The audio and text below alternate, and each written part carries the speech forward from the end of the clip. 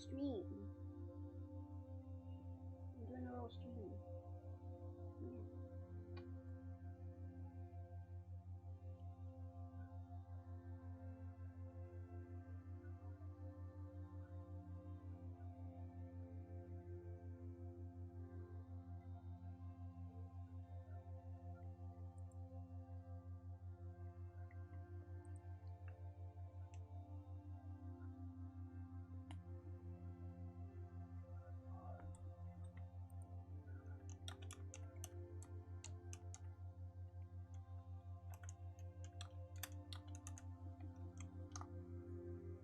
Yeah.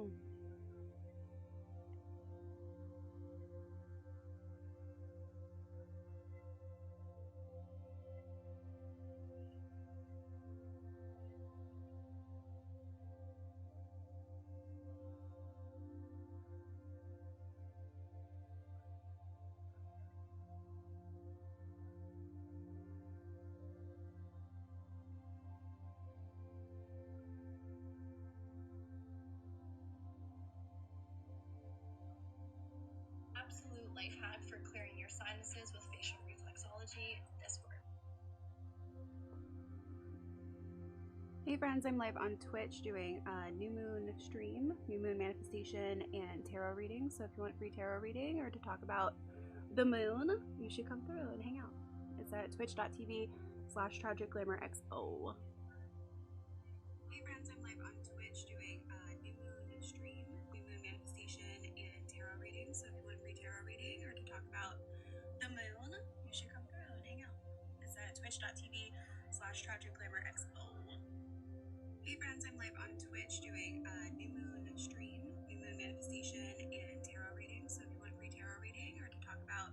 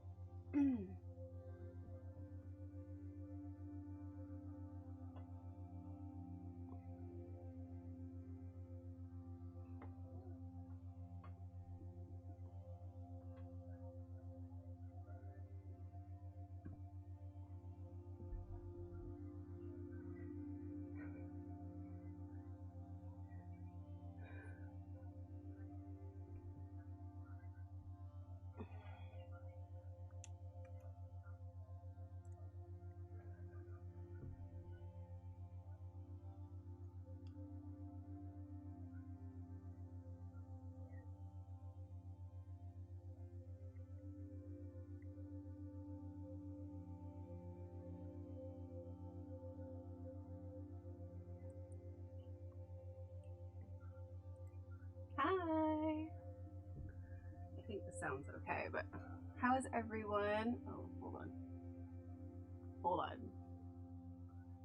I got a new lounge outfit today, and it's very close to my skin tone, but I feel cute, so it's fine. I feel loungy. I match my background. How is everyone? You're doing okay mostly? It's been a weird month. I don't know if everyone else has felt it as weird as I have, but it feels weird. That was much louder than the other people. Alright, let me just check my sound.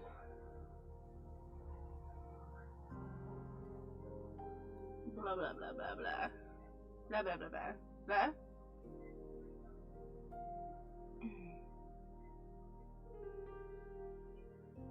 This music is so dramatic. It's very loud. Okay, well you can still hear me, so that's good. Okay, I'm gonna turn the music down. Actually, I can just turn it up this way. Okay. Hi, welcome. Happy new moon. If you don't follow the new moons or the full moons or whatever, new moons are a great time for manifestation. It's the time when the moon has emptied and it is a clean slate for new possibilities. And so you tend to manifest things on that.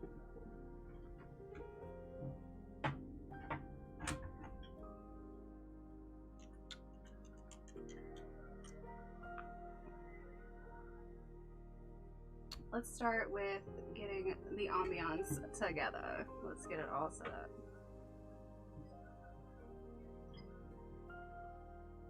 You had no volume, it's okay. It's, I was just saying how we're at a new moon today. Today is a new moon. And new moons are when the full moon has emptied. Hi, Lemon! The new moon is when the full moon is emptied. It's a clean slate. It's a good time for fresh starts. You need a reading bad? Well, I got you. Let me just...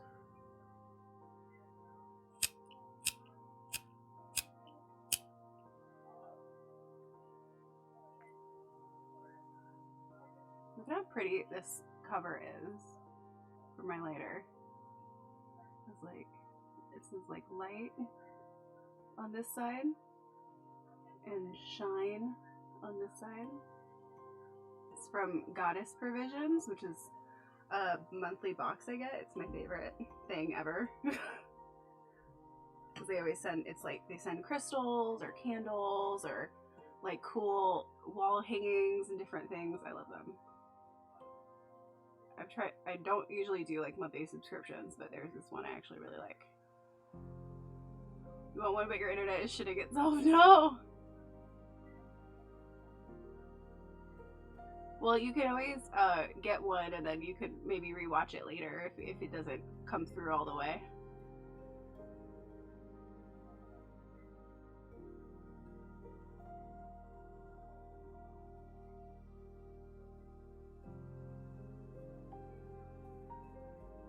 Your emotions are fucked. Honestly.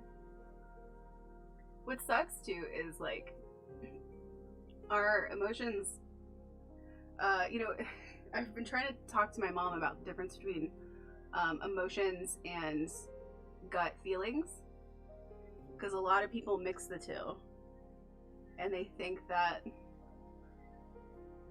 because they'll be like, oh, your emotions lie to you, right? Which is true. Our emotions do lie to us. It tells us, you know, you get depressed and you start thinking you're like the worst person on the planet for no reason. I do that all the time. And it lies to us. But your gut feelings don't lie to you. And there's a very distinct difference between the two. And our emotions are very overtaking. Our gut feelings are just like this innate knowing. Like something that always, like something you can't stop thinking about, or something that it just feels, it feels right, like right in your gut, like in your stomach, you can feel it. And a lot of people suppress that feeling, and so they don't know what is their gut feeling and what is their emotions. So they end up getting really confused, and they think that their emotions are their gut feelings, and therefore if you're trusting your gut, then you're not, you know, like things aren't, then you're erratic or whatever. Because feelings are erratic. Feelings can make you feel like super high one second and like super low the next, and it's a completely different thing than like your gut feeling.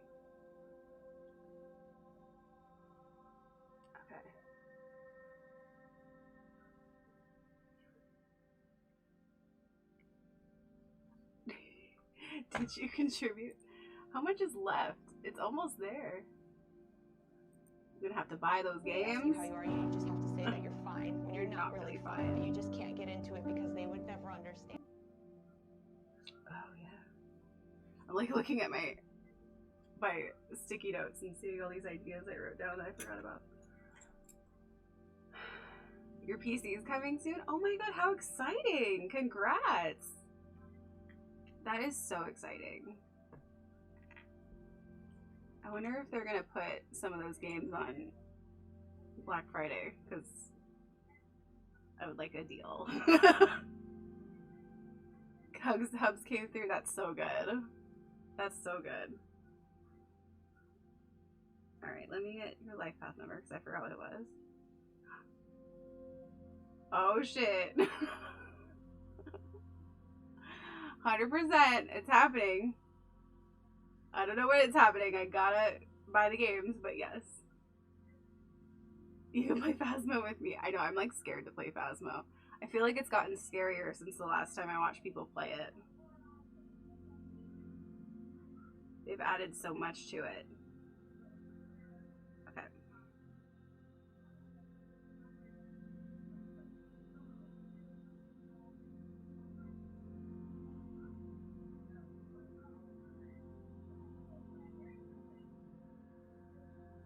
Okay. Kittles. Your life path number is 8. Have I not done your life path number before?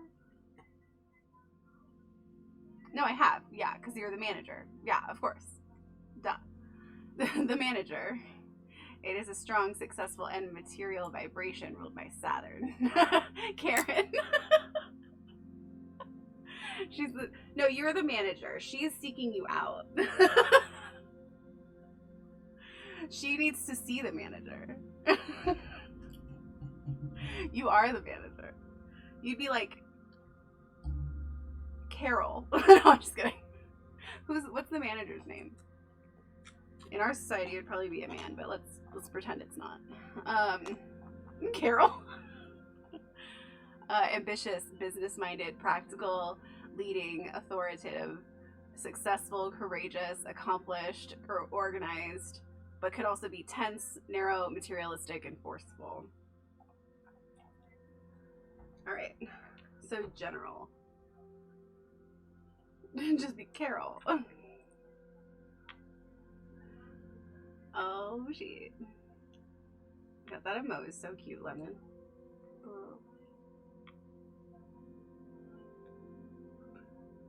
Just me being emotes.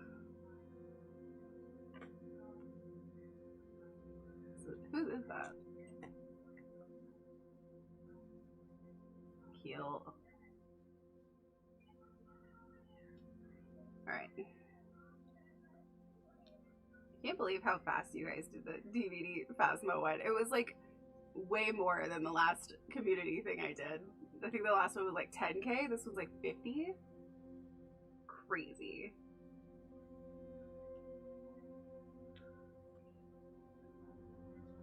Okay. General.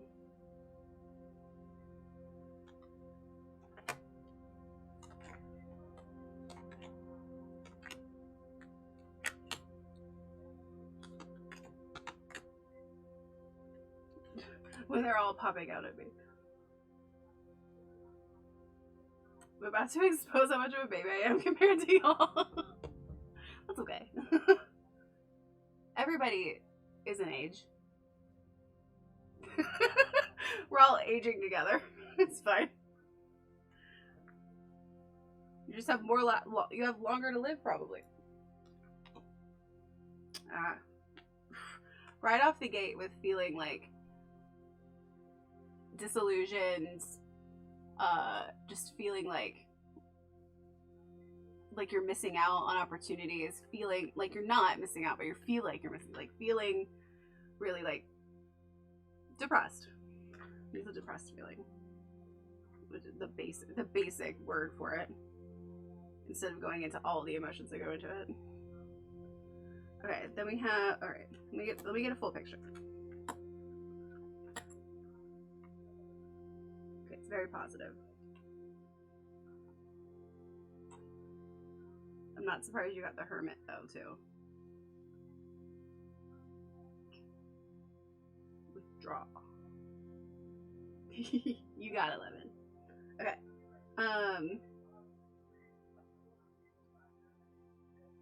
I think you are like right in between my sister and my brother's age. My half sister and my half brother. My sister was born in 99 and my brother was born in 2001, I think.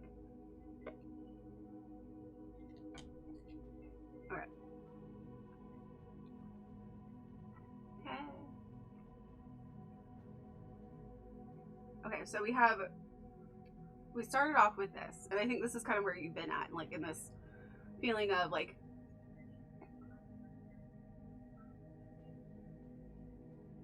things aren't happening quick enough, things aren't happening, it's just like it's just not enough, like it's just a feeling of depression and lack, feeling of depression and lack. However, right after that we have the Ace of Wands, which is like new beginnings, shining brightly, like you see the sun, it's just like new hope type of thing. There's a new beginning available to you, for because I mean honestly we're constantly just going through deaths and rebirths constantly. Some of them are more dramatic than others as far as like bigger, you know, in feeling, but most of the time it's very small feelings. It's very much like I've been feeling really depressed for the last month, and now I'm feeling like hopeful again, like I can start it new. So it's kind of like this new hope is what we're having. And then we have, ooh, the Princess of Pentacles. Ooh, and the Princess of Cups. Yeah, it's all like, oh, hold on. I want my book. I want to see, I want to make sure I'm getting all the tea. Okay.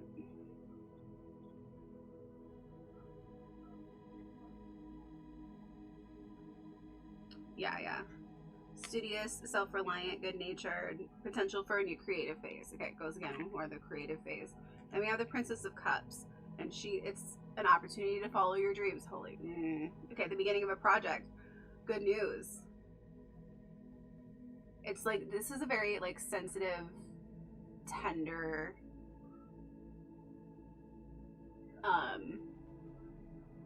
energy to it. Tea's piping. The Princess of Cups has a very like sensitive vibe to it, so it might feel like you might feel kind of exposed going into this new like energy that you're going into. And then we have the Six of Swords, which is usually like healing and returning to yourself or working on yourself, or it's like returning to, sometimes it could be returning to a person, but I think it's returning to, in this instance, a version of yourself that you haven't felt connected to in a while. Comfort, promise of renewal.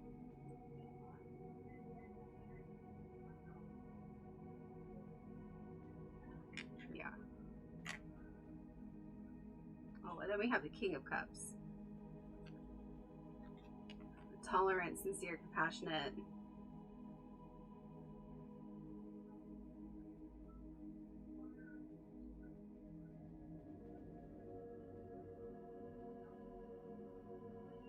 What I'm getting is this feels like a person who's supporting you, which feels like your husband, but like it feels like a person who is like helping support you through this.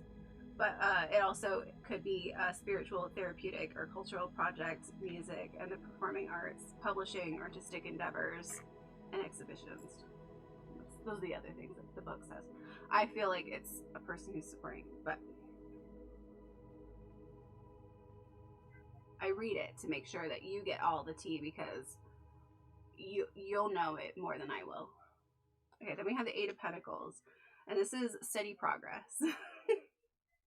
Pentacles are usually about like money, career, finances, things like that. And so when you are working with Pentacles, it talks a lot about like building skill or building money or building wealth or career or different things like that. So this is a steady progress.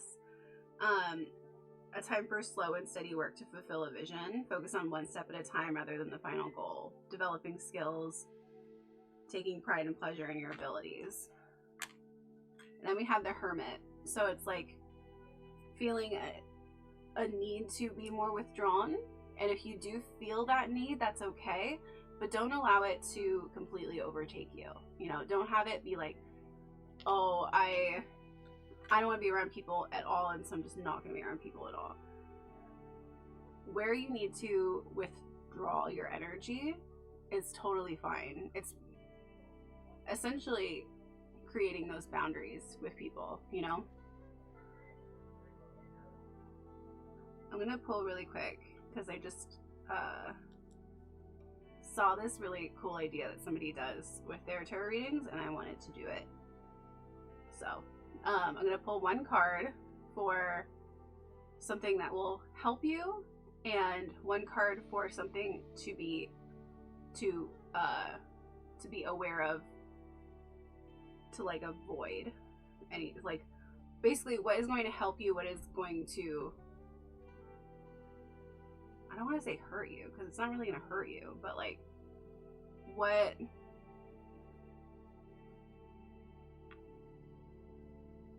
to be aware of, I guess is probably the best way.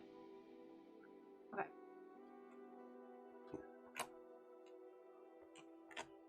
Okay. We got, okay. So what's going to help you is pretty straightforward. It's strength. Persevering through things when you feel like you're not sure.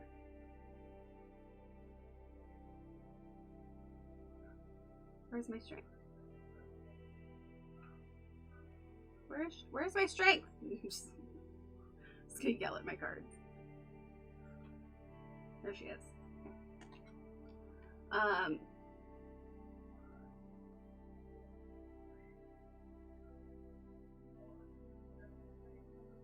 You will find the wild wisdom that sings in the depths of your soul. Courage, faith, power, wisdom, compassion,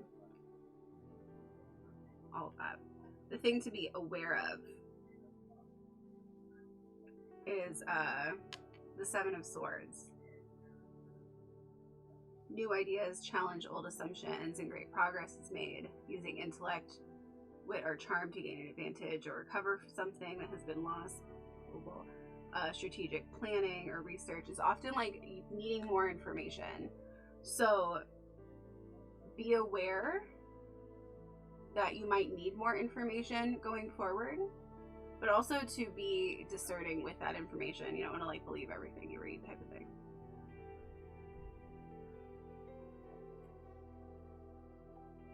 So it's like if you feel like you want to move in a certain direction but you aren't sure, yeah, get all the information you can. Your whole stream crashed on your birthday and you just shut down and literally feel so awesome.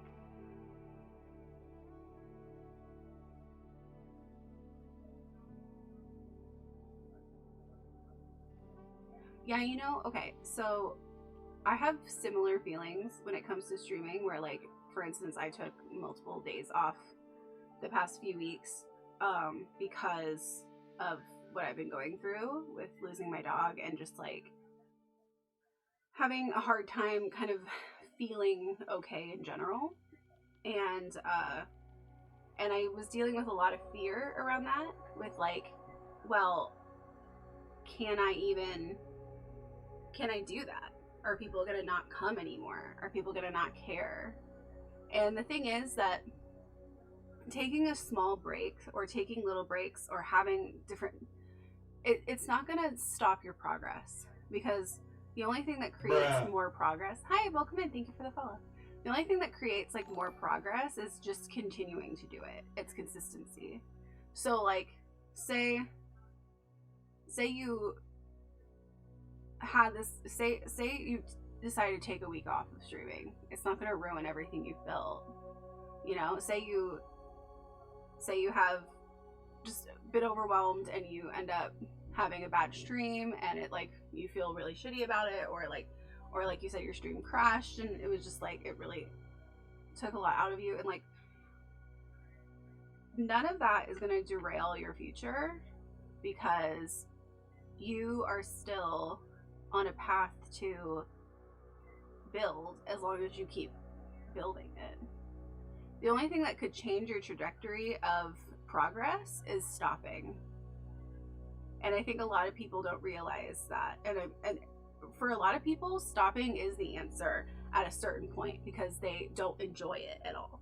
But if you enjoy it and you can find ways to work around the things that you don't enjoy, to make it work better for you. Like, that's the whole thing. That's the answer. Because, like I said, the only thing that's going to prevent you from progressing is stopping. It's such a fear, I can't shake it off, you know, but I feel hopeful that my PC is the key to, yeah. And I think even just having that hope is really helpful, because even though, like, technically having a new PC might not make things better or worse, having that hope that it will, because it might, because you'll be able to, like, play more games or do more things, and, you know, there's so many more things you could do with it. Just that mentality is what's going to help, because if you can't move out of the fear of it, then like having something to hold on to helps. So for me, my thing to hold on to is that maybe if I change my whole stream area, because I'm going to work on moving my area to a different room, if I change my whole area, everything's going to just take off. You know, and that might not be true, but it might be true, and I don't know. And it's always worth trying. So if it, like, in your gut, it's telling you, like, when I get this PC, things are gonna, like, pop off, trust it. Trust it. Hope is necessary. Okay. Let me know if you have any other follow-up things. I can always look into it. Let me do lemons. I need 2,000 birthdays. So easy. It's just like so many less numbers to add up.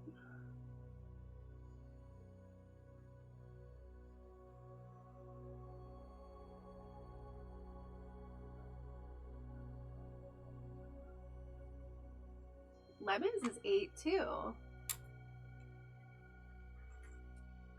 It's so fresh on it happening. Totally. Well, I don't know if this helps, but I didn't know what happened.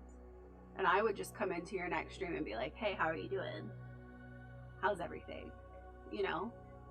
So, because, like, I had a time where, like, my mom got pissed one night and she, like, yelled at me when I was on stream, and I was, like, so embarrassed. But it was, like, most people didn't even notice it. And it wasn't even a big deal. And I was just making it into something that it wasn't. And also, like, people are more understanding, too, that, you know, shit happens. And if they're not understanding, then let's be real. Should they even be in our in the community? Should they? All right, lemon. Did lemon want general? Yes. Okay. I don't know if lemon's still here, but lemon, you are the number. Your life path number is number 8. This is your numerology life path number. 8 is the manager. Number 8 is a strong, successful, and material vibration ruled by Saturn. So you actually have the same life path number as Kittles. Your keywords are ambitious, business-minded, practical, leading, authoritative, successful, courageous, accomplished, organized. Could be also tense, narrow, materialistic, or forceful. Because they always add in the, like, the other stuff. Thank you so much for the bits. I'm excited to see what you do with the PC. I know it's going to be good. It's coming assembled. Nice. I need to add more stuff to my PC.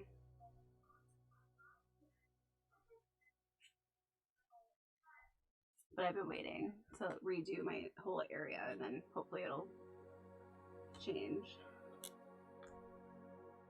All right, let's see what's going on with lemon. So much love to you. So much love to you.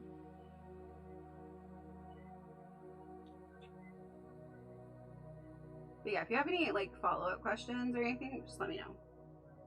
We chillin'. Okay.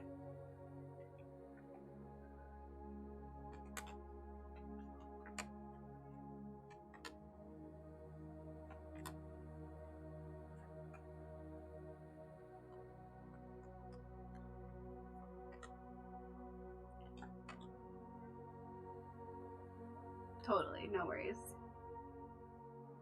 Okay.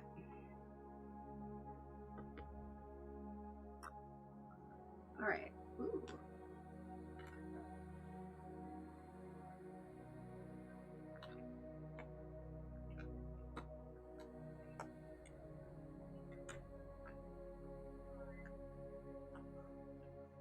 Oh, okay. Very positive. There is one card that shows like some big changes happening, but it's not. It's surrounded by a lot of positivity, so there's no like real negativity at all. All right.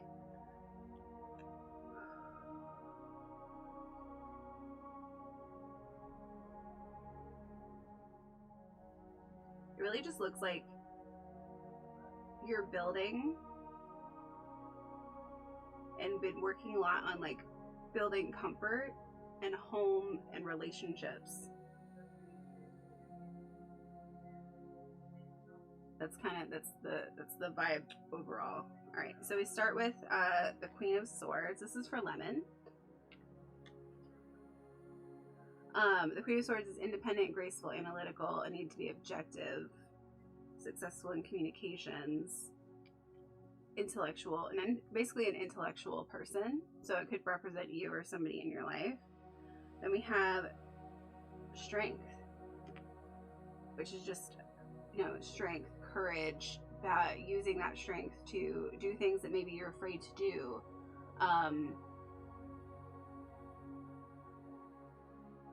Yeah. Then we have the Princess of Pentacles, who is, where is she? Yes, studious, self-reliant, good-natured.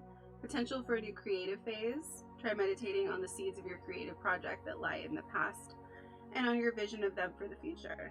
Happy news about a family member or friend. Good news about money, investments, property, or work. And then we have the 10 of Cups, which is like a really, just like the energy of it even is just, getting together with family and enjoying each other's company and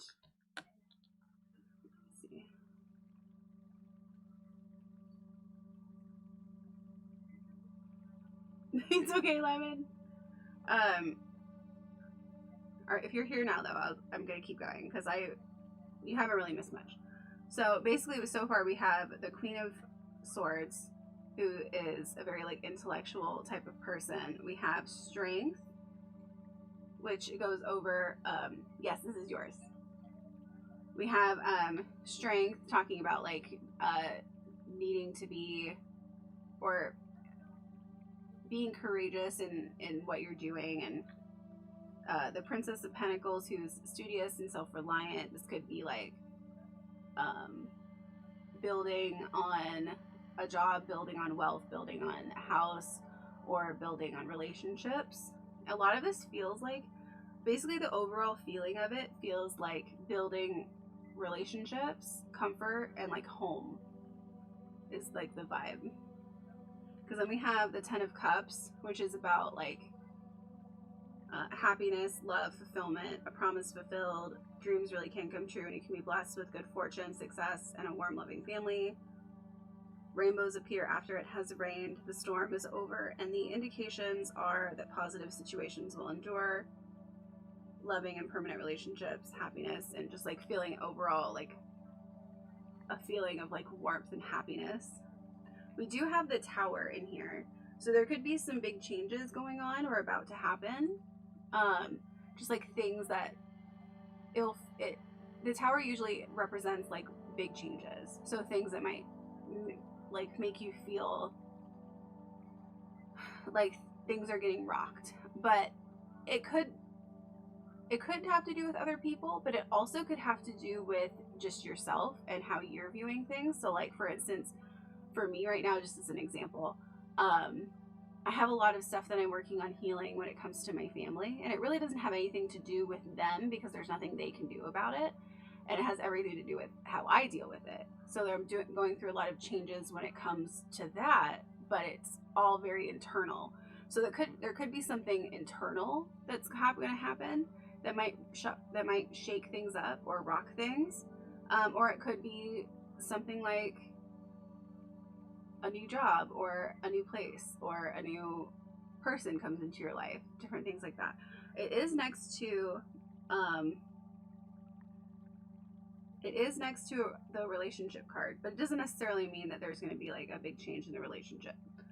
It just means that the relationships that you have are a prominent fixture of what's going on in your life right now.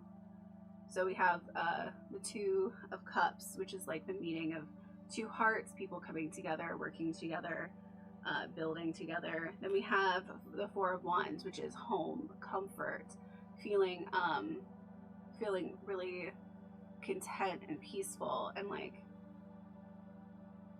being able to build up a home. And then we have, this is the one where I'm like, I need more clarity.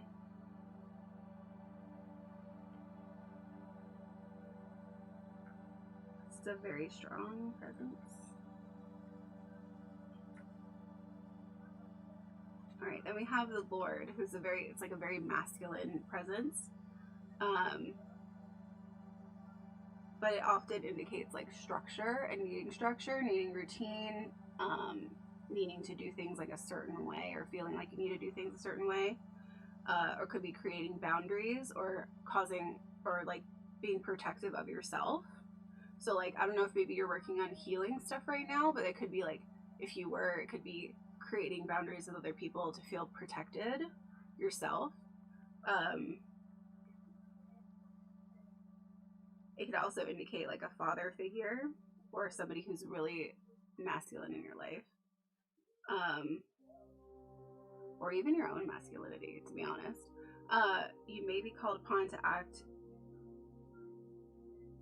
in a leadership role, or to take a leadership role.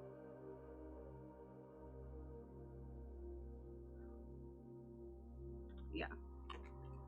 So there might be some, I need more clarity, because there's a lot of positive, but that change in there is very interesting. So I'm going to choose two. I mean, to be fair, and to make it less scary, we're constantly changing. There's constant changes always happening. I feel like every year, like when I was younger, I thought that like, it's kind of smooth. I always had this idea that it was kind of like smooth sailing for many years, and then you had like a midlife crisis, and then you had, you know, this or that. It's not that. It's like every year there's big changes that happen. There's things that are gonna rock your life. There's things that are gonna change your perception. It's just normal that way. So okay, I'm gonna pull two cards. Let's see. One is for what's gonna give you the most success, and one's for advice on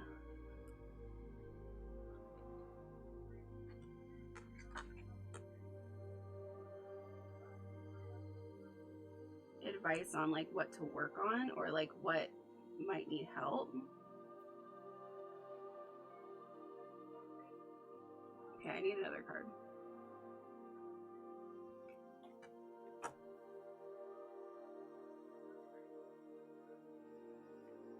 Okay, I don't know how your relationship's going.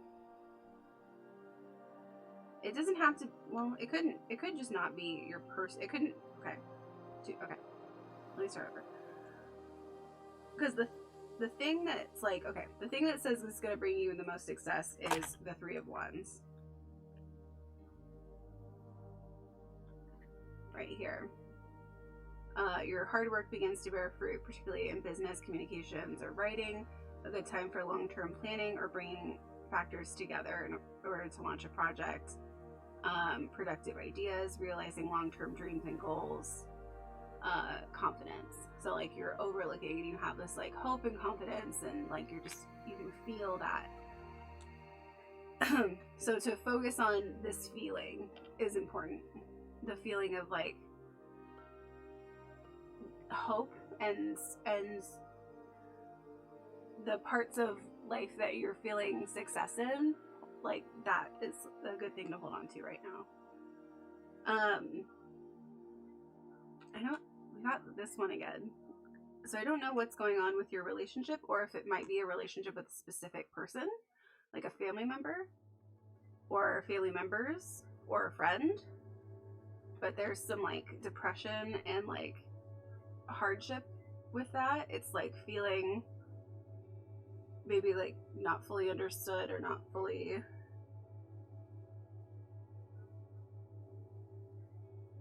it's like a feeling of lack. It's a feeling of lack. So there's some sort of feeling of lack there, and I think that's where the change is. Some sort of relationship.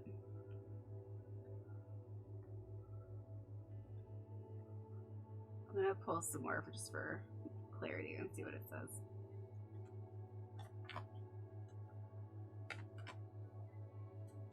This could be something that's coming up, or it could not come up. I mean, life constantly changes, so.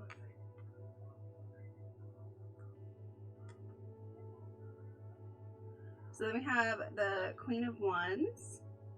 She's very like strong-willed, confident. We have Strength again, which is pretty self-explanatory. And then we have the Six of Cups, which is like family and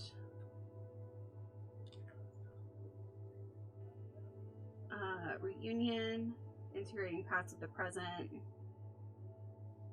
a heartfelt exchange between you and your surroundings, deeper connections.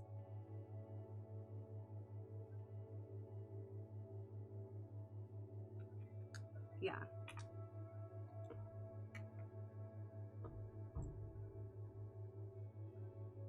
I feel like I feel like the major thing here is that there's a big emphasis on feeling more connected to the people around you, the relationships you're having, and home, and to lean into that if that's where you're feeling a need to connect more, or like a feeling of comfort and peace. Because anything that does cause change is only going to cause it for the betterment of you. You know, we go through change. We go through difficult situations or change in order to make room for something better. So whatever the change is, if there is change coming, which there always is, but like whatever that is, just know that it is only going to be there for the betterment of you.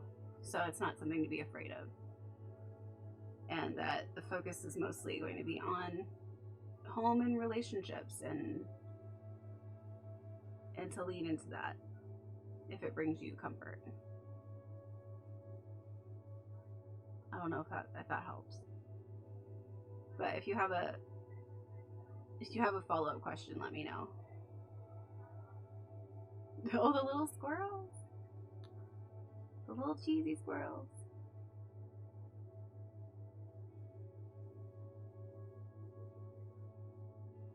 I never asked Cheesy about the squirrels. Is it just do they just love squirrels?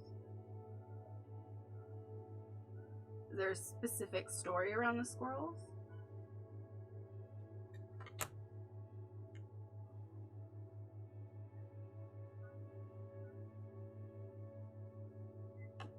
Alright, so this kind of makes me feel like I'm not sure either. So I just wanted to pull another one. It kind of makes me feel like the change is going to be, or like the whatever is going on is going to be about feeling like you're supposed to be doing something a certain way, and being and feeling like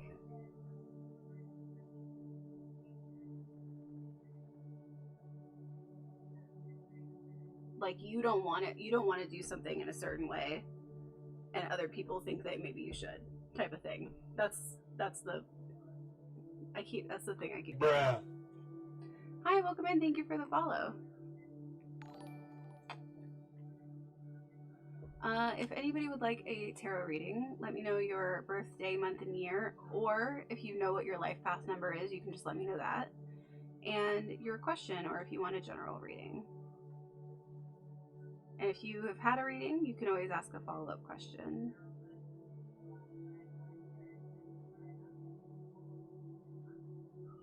I can also do collective readings. I haven't done that on here yet. Life path number? Yeah, so your life path number is 8. It's part of numerology, which I believe. What is the origin? I think it's Chinese. What's the origin of numerology? But numerology is a really cool thing that it takes.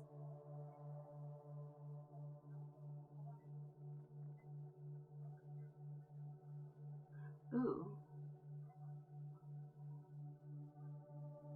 Said to have originated in Babylonia and Egypt. It takes your full name at birth and your birth date, and it uses that to create to create your numerology chart. So, like for instance, the way I get your life path number is by taking your birthday. So, like, okay, let's do Lemons for example. It was 7/26/2000. So you add together the numbers. So like I would add 2 and 6 together, that's 8. And I would add all of 2000 together, it's just 2. You take out all the zeros, there's no zeros. And then you would do 7 plus 8 plus 2, which would be 17. And you have to bring that down again, so you have to do 1 plus 7 and it would be 8. So it kind of like breaks down the numbers like that, so that you end up with a single number. The only double number I think there is 11. It's like 1 through 9 and then 11. And then there might be a couple others. But I'm like, usually it's just like 1 through 9 and then 11. And your numerology chart is really cool because it's kind of like an astrology chart, and it goes into like what numbers are in harmony together, like which ones are harmonious.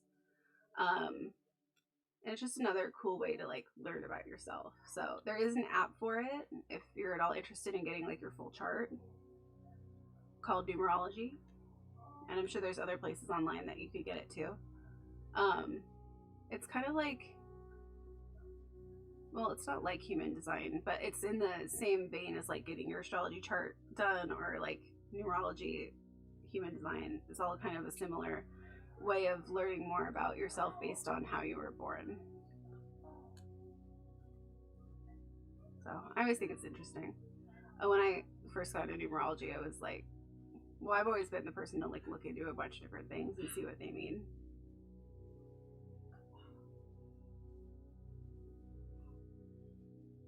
So let me kind of go into it a little bit more. So for instance, in numerology, I'll do mine to show you. So here's the app for it. And then these are all the different things that you can have in the different numbers over here. So for instance, your life path number is your destiny number is one of the most important numbers in your chart. It's the ruling force that describes what you must do in order to operate harmoniously with your environment to get the most out of life. It is calculated by adding your birth month, day, and year. So like mine is 5. 5 is the destiny of frequent change. The person with a destiny number of 5 must cultivate adaptability and learn responsibility and the proper use of freedom. Freedom's like a really big thing in my chart, which is so interesting. My destiny number, expression number, and motivation number are in harmony with one another, and you'll have little difficulty choosing your true vocation in life. Where there's a lot of people who it's harder. Or like some of the other cool things is it'll show you like your subconscious response. Mine is 8. 8 is efficient and organized in a crisis, dependable and solid, and can be relied upon in any situation. I think my mom's is hers is 7. 7 is aloof and does not get personally involved in crisis situations. They would regard the situation analytically and then retreat into themselves and pray. They might also turn to drink. And I'm like, yeah, that's so accurate. I have so many on here. I always check other people's charts. I don't even remember half these people. People I've done readings for before.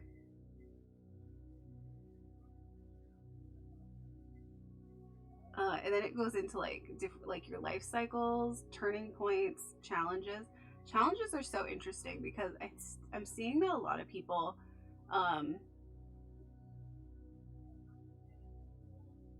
well, a lot of people have the challenge of choice in this life, and I'm seeing that a lot with a lot of millennials and Gen Z. But it depends on everybody's birth chart. But there is a lot of the challenge of choice, which is 0. You're highly evolved and must make your own decisions about life. You must give attention to all challenges with no special emphasis on any particular one. You're expected to decide for yourself where your pitfalls lie, which is in itself cool and very difficult.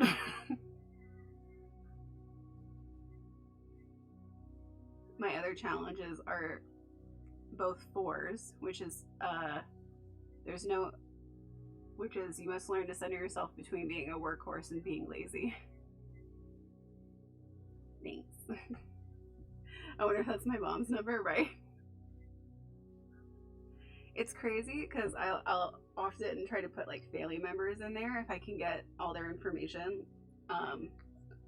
With numerology, you don't need a time. I don't think. You just need like a birthday and their full name. But I remember doing my grandma's human design chart, and I was just like, oh my god, this is so weird. It's so her. And yet there are so many things that in your charts might not appear like it's you until you get older, or until you're more true to yourself, because there's a lot of people out there that suppress so many things about themselves, so that when they see stuff in their chart, they're like, that's not me, I wouldn't do that. But really it's just they suppress that side of themselves so much that they wouldn't even know it. A lot of people, I mean, actually I just saw this amazing TikTok about a person talking about one of the reasons that people are so mad at trans people is because it reminds them that they're not living fully authentically themselves. So they see somebody out there living authentically and being themselves in it. They're like, but you're not falling in line. You're not doing what you're supposed to do. You're not doing what I'm doing. And it's just like, so it reminds them of all the things that they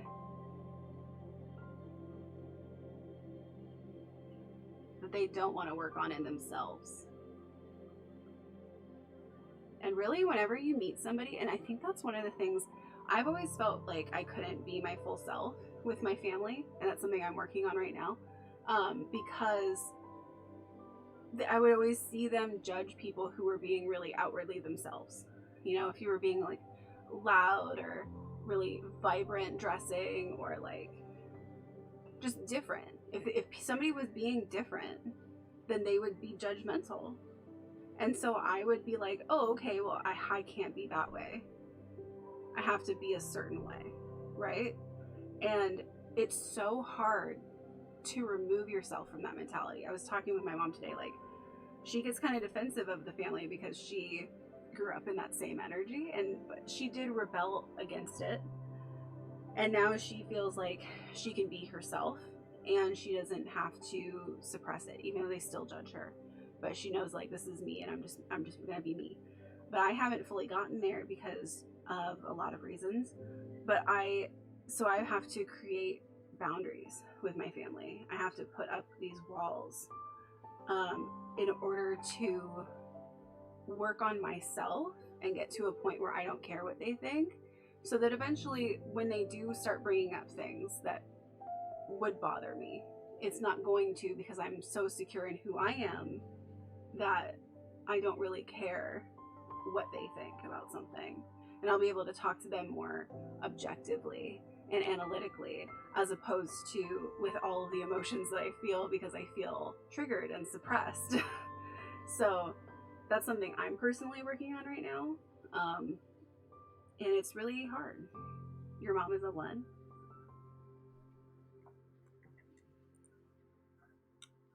for her life path number. 1 is the leader. 1 indicates the ability to stand alone and is a strong vibration ruled by the sun. Independent, creative, original, ambitious, determined, self-assured, but could also be arrogant, stubborn, impatient, and self-centered. What is my mom? I should do my whole family's charts. I have not done that. My mom's a 6. Weird that like my mom's and I are like 1 after or 1 before. You're back with sound now. Hi, welcome in.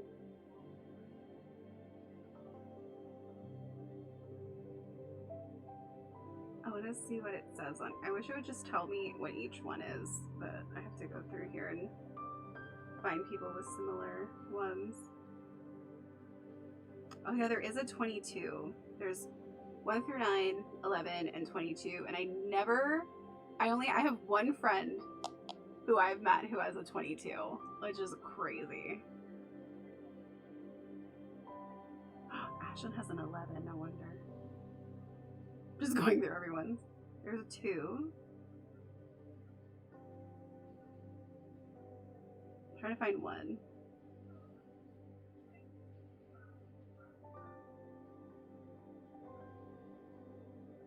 I have a lot of 6s. Oh, okay. There's a 3. 4. There's a 1. Okay, so a person with a life path number of 1 is the destiny of attainment and leadership. The person with this number of 1 must cultivate individuality, independence, and the ability to go it alone.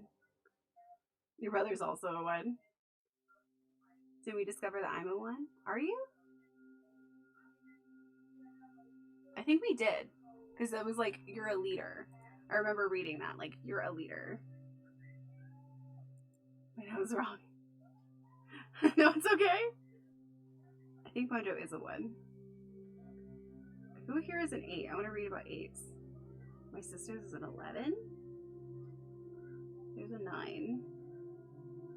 There's a 6. Wow, I know a lot of 6s. There's an 8. Okay. If you are a person with a life path number of 8, the destiny of material and financial gain. This person with a destiny number of 8 must cultivate efficiency, business ability, and an understanding of the laws governing the accumulation, power, and use of money. Yeah, because I was like, no, I'm not a leader. Well, that's what I was talking about too, is like, I was saying how people will see things in their chart and they'll be like, that's not me. But really, the question is it something in you that you've suppressed because you felt like you weren't safe to be that way in your life? Because there's a lot of things that like are innate in us that we suppress because of how we grew up or the people around us.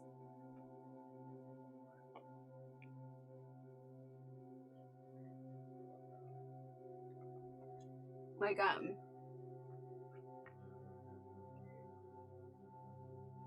my mom has a lot of leadership qualities, but because when she was younger, they used to call her bossy. She was like, well, I'm not going to be bossy, and then suppressed a lot of her leadership qualities out of fear of not wanting to be like judged as a bossy person.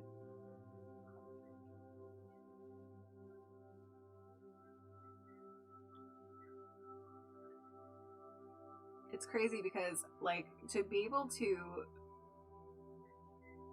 essentially the goal is to learn how to live without fear of judgment, because like it's healthy to have fears, fears help you not jump off of bridges and stuff for fun or whatever. Like fears can be somewhat healthy in balancing what we're doing in our lives, but a lot of fear is not really doing much for us other than stopping us from living fully. And that's definitely one big way that I feel like we suppress ourselves in a lot of ways out of fear of being judged. Or at least I do. And I'm learning to not do that. And it's been a long journey for that, because like recently I kind of realized that, and it makes sense, like over the past 3 years, I've been working a lot on my healing and my healing journey. So I've neglected a lot of things about myself physically, which is why like I'm now at the highest weight I've ever been, and like I don't really know how to do my hair anymore, and like I stopped caring about how I dressed and everything. And so now that I've been working so much on and it makes sense, because when you're healing, you're working so deeply. Like if you actually take the time to, you're not just like healing a little bit as you go in life, because everybody does that, like that's very normal. But if you take time to do like intense periods of healing, you are so concentrated in it that you start to become depressed, because you're shedding so much of who you were and emptying it out in order to make room for the new stuff that you want in your life, because like the old stuff isn't working. And so it's normal to stop, it's normal to become depressed and then therefore not take care of yourself as much as you were. So one of the things I'm going to try to do this year is start working on taking care of myself again, physically. Which is why I bought new loungewear, also is 50% off.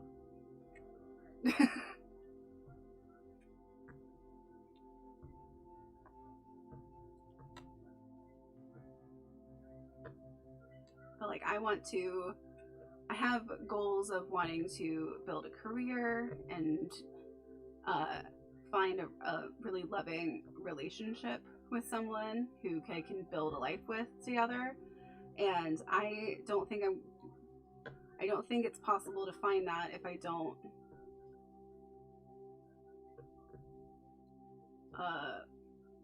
work on making myself the best version of myself, if that makes sense.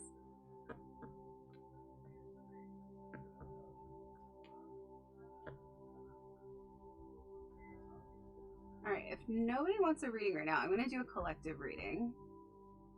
Let's see. I kind of want more cards for that, though. So, give me just a second. I'm going to grab more cards. I have a bunch of different oracle cards I'm going to grab.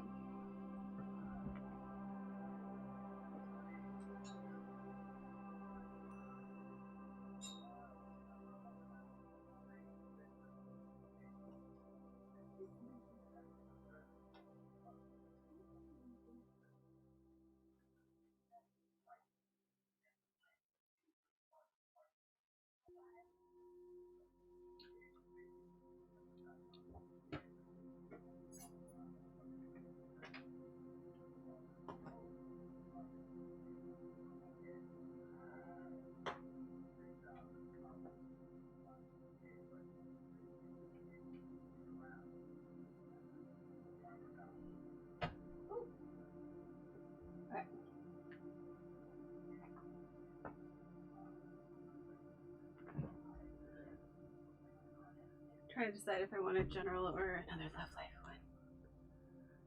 Hi, how are you? I'm doing good. Look at this bismuth crystal I have. It's a man-made crystal. It's really not giving it justice right now. It is, because it's so rainbowy. But like, look at how cool it is.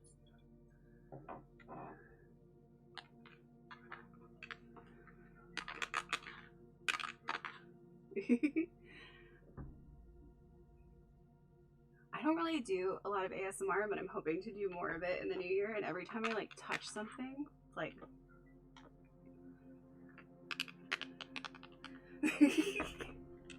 so stupid. Every time I'm like, ooh, this sounds nice.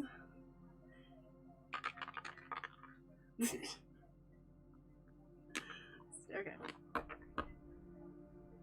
So we'll do a collective reading, so y'all can choose a different. Should have my other camera on, but I don't. Anyway, choose a different pile, and each pile will have a different like thing going on with it. I have no room to put these boxes.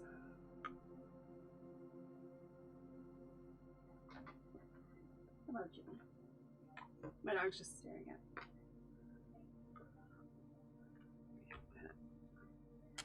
Oh my god, I can't wait to have my new desk.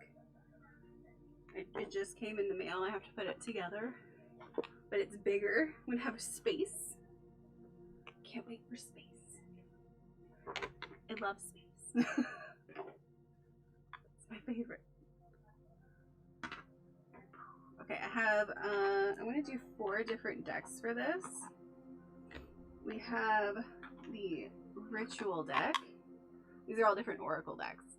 The Ritual deck, which is such a cool deck. It has all different things. It'll have like crystals or candles or colors, different things to it. We also have the Sacred Traveler cards, that deck. I have the Star Seed Oracle. I have the other version of that one as well, but we're just using that one. And oh my god, boxes, get your shit together. And then the Keepers of the Light Oracle deck. So I'll use that one too. This one has a card in here that I'm convinced looks like me. And it might not, but I genuinely think it does. Oh, thank you, Mojo. That's so sweet of you. Chelsea invites me to now. Yeah.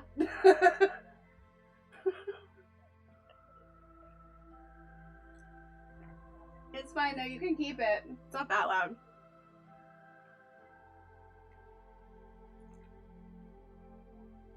That's so sweet of you. I'm gonna say it's my new outfit. It's my outfit. It's the new fashion. No, it's the fit. Which is weirdly close to my skin color, but it's fine.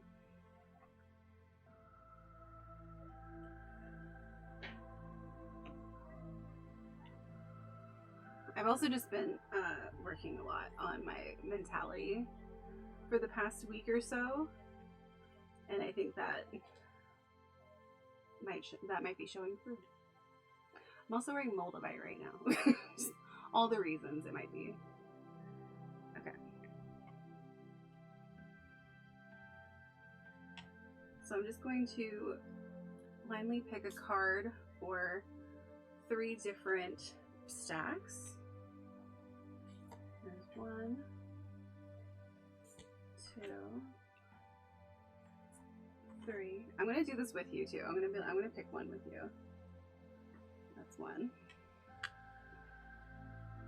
It's you, friend. Just accept it. Thank you. Where's the card in here that I think looks like me? I need to know if you think so too. There's also a lot in here that are just gorgeous, but this is a deck of like all different, like here's Jesus, of all different spiritual figures throughout time and history. And the one that is Freya, I feel like looks like me. Where is she? There's she? Oh my gosh, she's right at the top. It's me.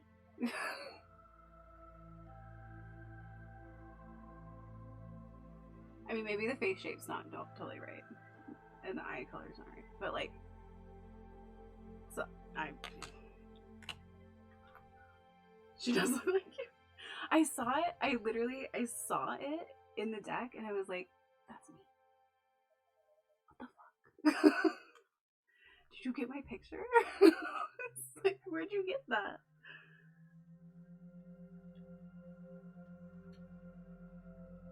Because I never see things and think that's me.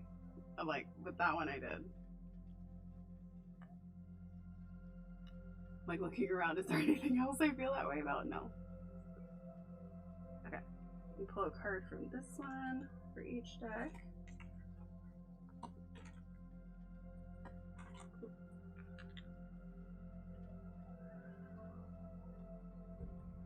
gonna do this one.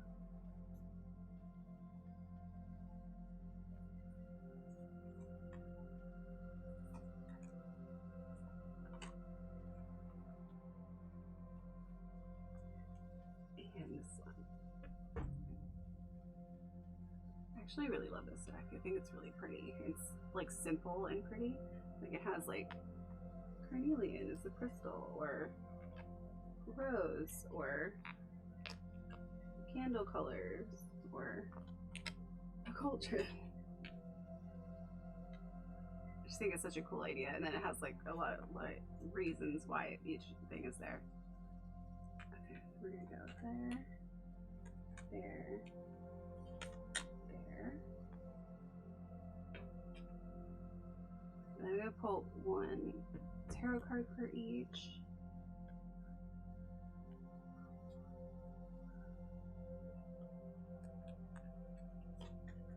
Boop, boop, boop. Okay.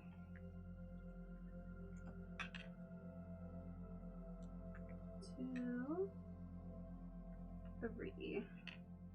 Alright, so I'll do a crystal on each one so you guys can pick.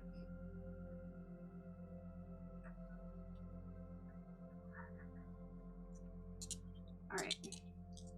So group 1 is going to be rose quartz, group 2 is going to be quartz, and group 3 is going to be sodalite. So I need my second camera, but here they are. This is group 1, group 2, group 3. So whichever one you feel most drawn to, let me know in the comment in the chat. You feel most pulled to group 1 with the rose quartz, group 2 with the clear quartz, or group 3 with the sodalite. Here's the sodalite.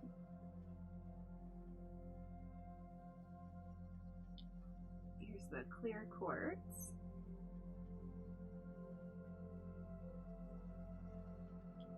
And the rose quartz.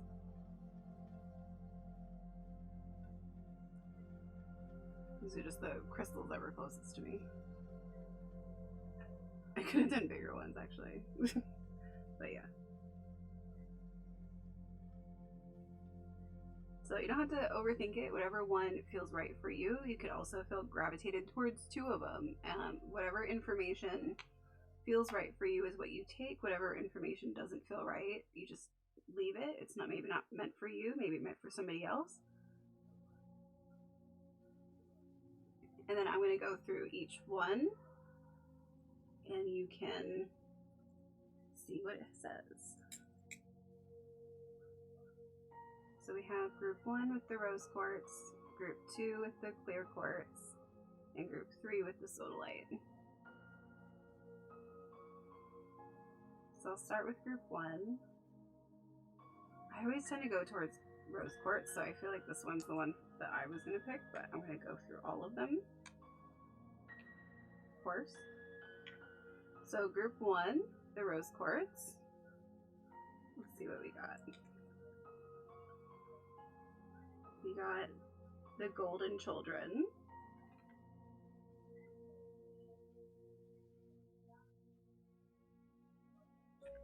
Inner child, tenderness, innocence, rare gifts.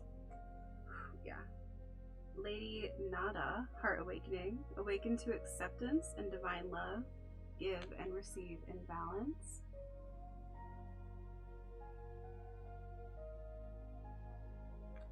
We have grace and gratitude. Through gratitude, joy expands. Hilarious. I was just talking about how I don't share enough gratitude for things.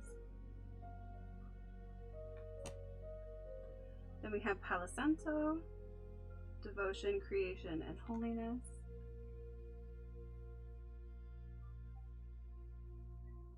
And I'll go through like the overall feeling of it. And then we have the King of Cups. He's tolerant, sincere.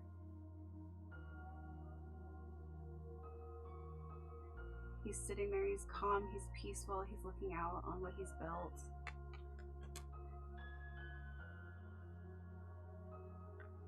Alright, so let's go a little bit into each one.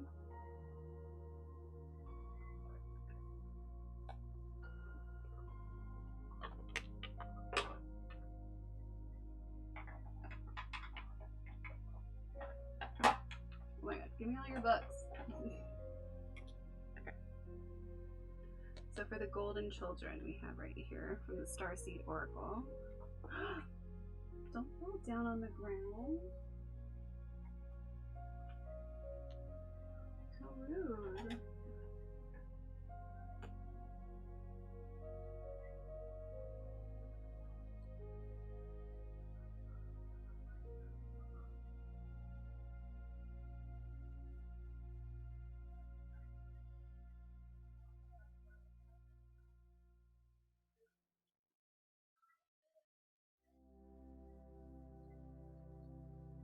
Okay, this should be numbered somehow. It is not easy to find.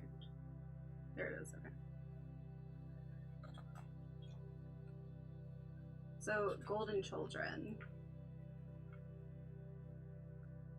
Golden children are highly advanced, extremely intelligent souls who are incarnating increasingly on planet Earth. They have little or no personal karma and possess incredible gifts and intuitive abilities.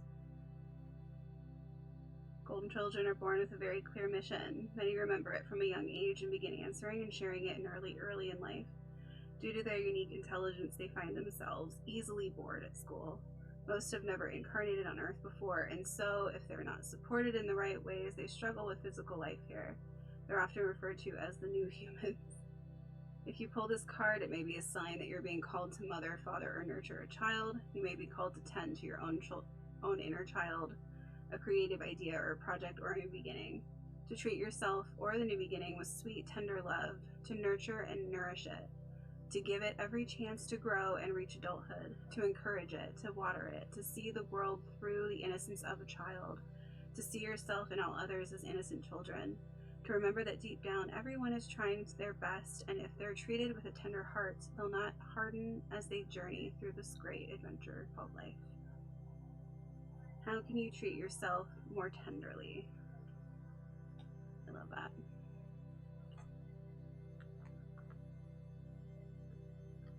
Then we have Lady Nada, Heart Awakening.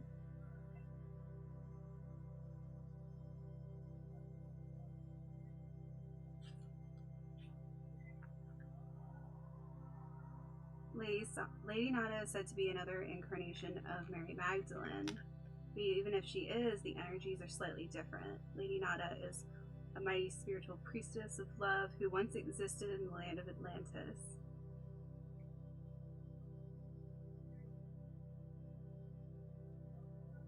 You have an opportunity to overcome past pain, heartbreak, and letdowns. Your heart is opening wide to experience divine love. This is a wonderful time to cherish and love yourself, and then allow yourself to be cherished and loved by others. If you feel love revealing itself clearly in your heart, have courage and move into a state of trust. You are reminded that when true love is present, when divine love is present, there are no obstacles to overcome. It will be there, clear, pure, and real for you to experience. Your relationships are being brought into harmony on all levels of your life. Give and receive divine love with yourself and all of those around you. Oof. This is super accurate for me. Then we have gratitude, and then we're going to look at Palo Santo.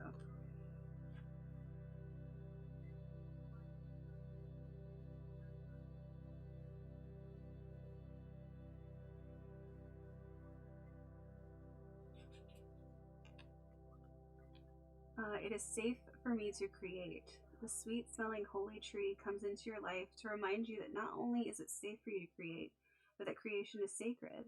Palo Santo is a cleansing herb that wants to gift you a safe and inviting space to devote yourself to your creativity. The sacred Palo Santo does more than just cleanse. Invite in the herb's uplifting energy to enliven your space, cheer you up, and create a welcome environment for creativity. Yeah, all these are pretty on point for me. Alright, let's go to group 2. Let's see. Group 2, if you chose the clear quartz, right here.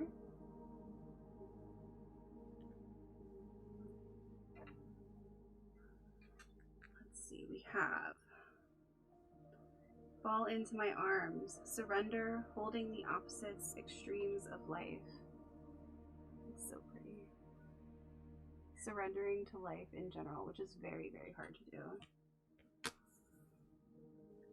Brigid, inner strength, move back to wholeness, recognize that you have the power. She's stunning. Look at her hair, it's beautiful. Stunning. Hi, welcome in. I'm doing a collective reading right now, but I will get to that as soon as I'm done. See, we have uncovering treasure. Beneath the surface lies great bounty.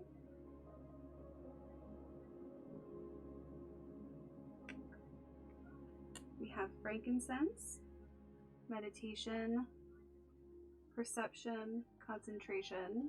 Frankincense is pretty powerful. And then we have the Queen of Cups, loving, nurturing, a mothering type, needing to nurture yourself, feeling a need to nurture others. This very much feels like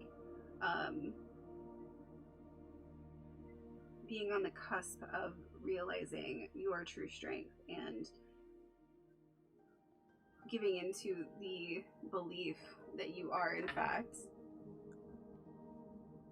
this beautiful divine person. Bruh. Hi, welcome in. Thank you for the follow. So first we have fall into my arms. You're going with love life? Okay. So first we have fall into my arms.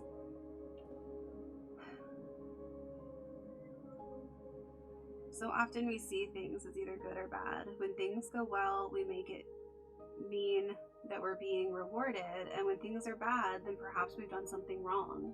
However, we're all here to expand and grow, and it's through the extremes of life that we do exactly that. You're being invited to welcome the highs and the lows of the human experience, to let them initiate you more fully into life. The agony and the ecstasy, the beauty and the bitterness, the tragic and the glamour. I'm just kidding. Oh, no problem. Thank you, Melanie. This life is but a single breath in the inextinguishable existence of your experience as a soul. The Great Mother wants you to hand over your loneliness, your worries, your hurt, your sorrow, your fears, burdens, and doubts, to lay them on her altar, to fall fully into her arms, to remember that while these extremes are difficult, they can also be magnificent. The more wildly the pendulum of your life swings, the more truthfully you can say, I've truly lived. I feel like the tragic and the glamour fit. You know, I've had that name since MySpace, and I kept it just because it felt so, like, I like having that balance, you know? It just works. So next we have Brigid. This is group 2, by the way. And if you're feeling like this resonates with you, then it does. Absolutely. And that's really the whole point. If it doesn't, then you can just leave it. It doesn't have to. I've had this username since AIM and MySpace. Yes. Come on, branding.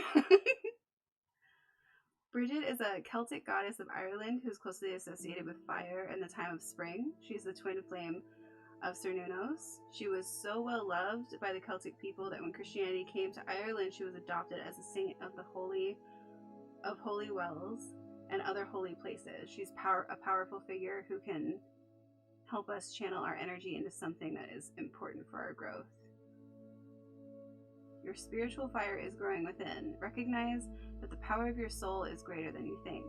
You have come a long way since you began this journey. There is powerful force within you, and you have the ability to create wonderful changes in your own life and inspire those around you to do the same. Be aware of new projects, opportunities, and fertile ideas that can grow into something larger than you may imagine. Call on the fiery goddess Brigid to light the way ahead. Gotta stick to the sun. Then we have uncovering treasure. Beneath the surface lies great bounty. There's always so much abundance within us that if we tap into it, and realize like all these fears and everything that we really allow ourselves to hold us back because we believe it. We start believing all of that stuff. The more you let that go, the more you start to realize there's so much treasure beneath the surface.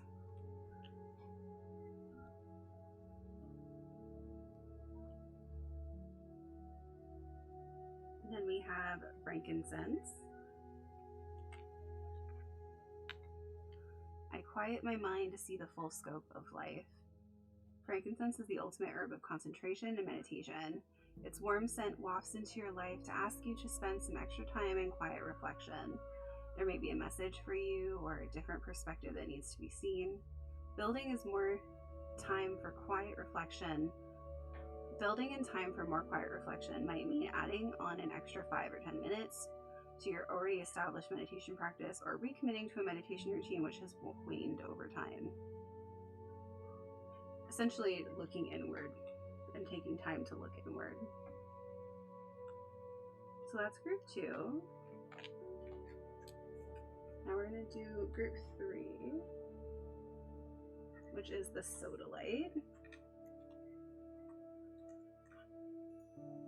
Right here, sodalite.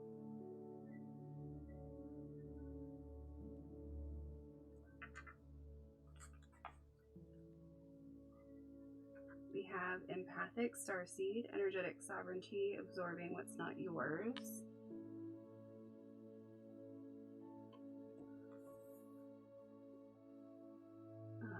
I'm going to butcher this name, but I'm going to try my best. Kuthumi, cloak of wisdom.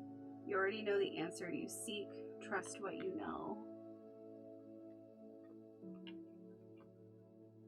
Protected by angels. The solar plexus, activation, independent, and willpower. Solar plexus is right here in your sternum. And then the Ace of Swords, which is starting new, cutting ties with things that no longer serve you, having clarity on a new path, and creating that path. So we'll start with this empathic starseed. If you are an empath, then you do tend to take on other people's energy without realizing it. I do that. It doesn't just mean that you can tap into people's emotions, but that you tend to take them on as your own. Empathic starseeds are here to shift the world through their physical presence alone. They don't need to do anything beyond being here, thanks to the energetic change their physical presence causes. Due to their highly sensitive nature, empathic starseeds can struggle with being on Earth and in the physical body. Many are prone to addiction and depression, or tend to mistake other people's feelings and moods as their own. Natural introverts, they tend to prefer spending time alone or in small groups. Crowds can be overwhelming for them.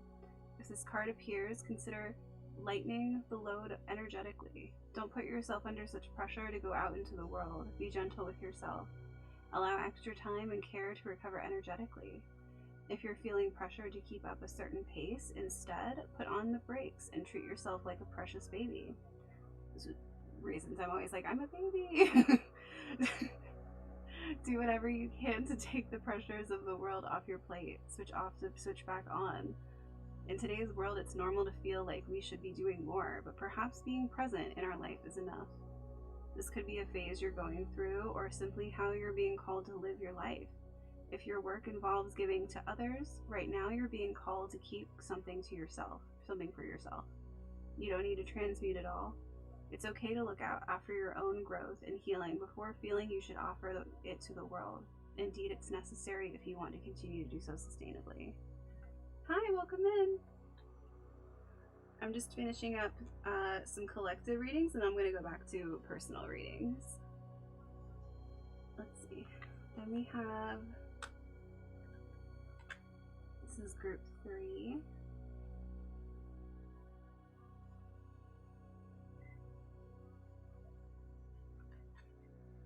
Then we have Kuthumi. You already know the answer you seek. Trust what you know. Knowledge is learned. Wisdom is remembered. You are in a real cloak of wisdom now. Like Kuthumi, you have been on a wandering path, trying to find answers through study and the insights of others, but now you are uncovering the truth of your own soul. Your soul is leading the way, and you are being encouraged to follow. The fog is clearing, the light has come, and it is shining on you. Your soul is saying yes, it's your cheerleader. Follow it and trust the endless wisdom within you. Go, go, go.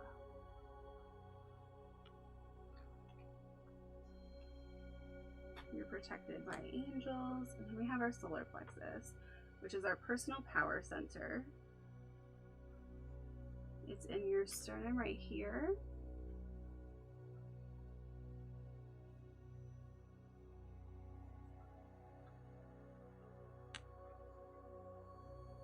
Solar plexus chakra.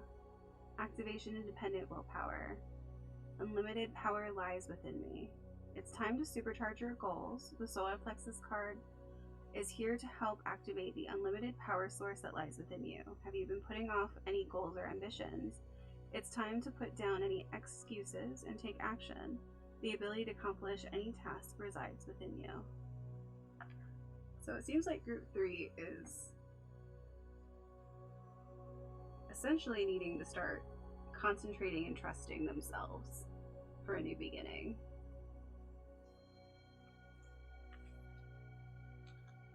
Perfect. So we had group 3, which is that.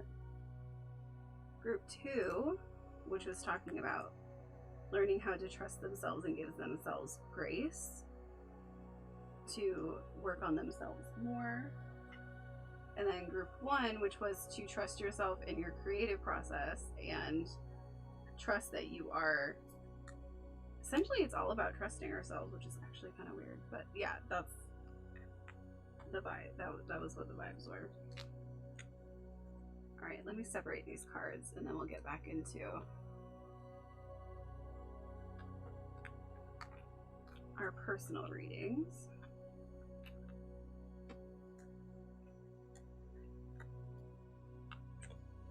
Alright, so I think the first person who said they wanted a reading while I was doing that was Chris. Is Chris still here? If not, then I think it was Mojo. And then Melanie.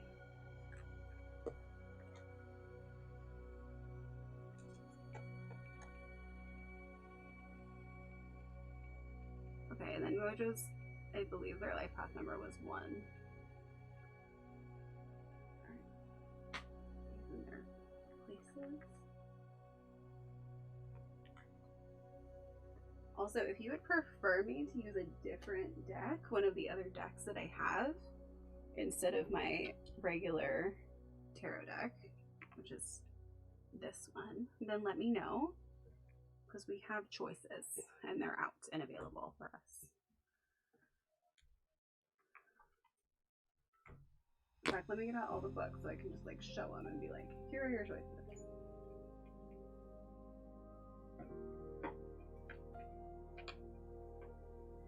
Of course you can.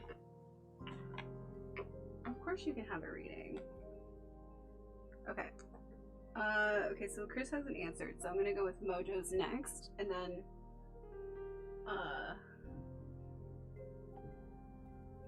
what exactly Reiki is.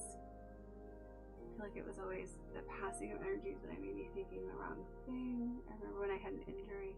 So, Reiki is a practice to like realign and reopen your energy centers, your chakras.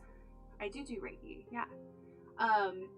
And so it's essentially like if somebody's doing Reiki, I'm not doing anything to you. I'm just helping your energy be directed in certain areas. So your energy is doing its own thing. Like I'm not using my energy on yours. I'm not healing you. It's really, I'm just helping your energy redirect to like, essentially your energy centers are like spinning wheels of energy is how a lot of people describe it. It's like moving like this, and sometimes it can be stagnant and sometimes it can be like going overdrive. So Reiki is essentially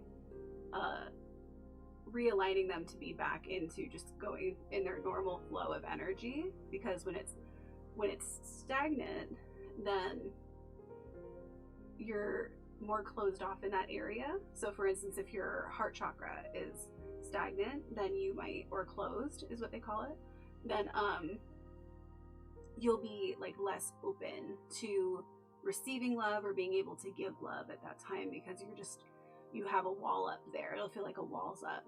And then if it's overactive, then you could be like really trying to like lust after everyone, or like if you're, I mean, the best example is probably like your sacral chakra, which is in your lower stomach or womb area, depending on what you have. And if that is over excited or over whatever the word, then you will be like maybe going crazy and doing creative projects, or going crazy and having like really high sex drive that you can't contain, or like just doing a lot of excess. And so yeah, essentially Reiki is to help just bring everything back in balance. It was probably something holding your hand over your knee. Yeah, it was probably a form of Reiki. But it also could have just been a form of energy healing in general. But like, cause I do that kind of thing with, I really do believe that essentially like a healer would be somebody who helps direct your energy to a certain area. So like, for instance, if they were doing it on your knee, you would probably feel a concentration of energy in that area, because their energy's there and your energy is there. And so it's like you're feeling a condensed version of energy in that one spot, which can help to it's essentially it's an energetic idea of how acupuncture works, where acupuncture is, pricking a certain area so that blood flows to that area so that it heals that area. It's essentially the same idea, but just with energy.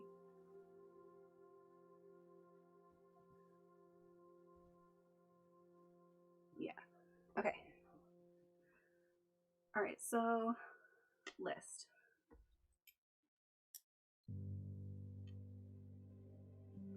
Okay, so we have Mojo, Mel, and Virgo.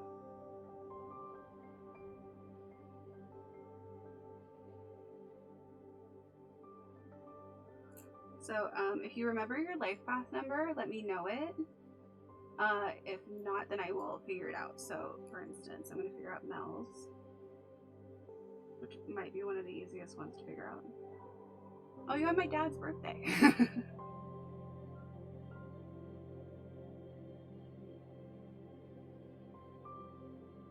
Okay, so Mel's is 4. I believe Mojo's is 1. And I don't remember what Virgo's is. Okay. Here are the different... I want to say mine is 3 or 4, but my brain doesn't... Yeah, so yours is 4. You were right, yes. Okay, so 4 is the worker. Practical, with a love of detail. 4s are trustworthy, hardworking, and helpful, ruled by Uranus. Trustworthy, helpful, steady, logical, self-disciplined, problem-solving. Could also be contrary, stubborn, or narrow. Okay. 9. Okay, 9.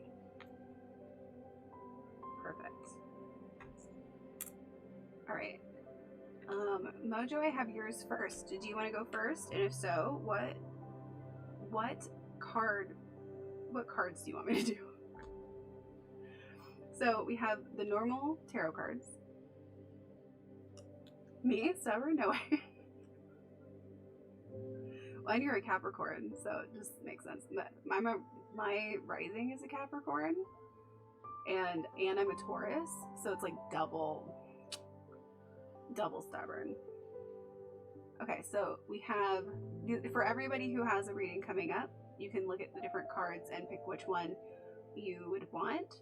The one I usually use is this one, the Druidcraft Tarot deck. So if you would like for me to use the one I usually use, it's this one. If you would like a new one, we have the Sacred Traveler Oracle cards. We have the Starseed Oracle. We have the Keepers of the Light. And we have the Ritual deck. So we're just going to share each one so you can see what one you might gravitate towards. Sometimes I'll use multiple ones too, whichever one you're drawn to, because I know the difference. I don't know the difference between any of them. Okay, let's see. I'm gonna go with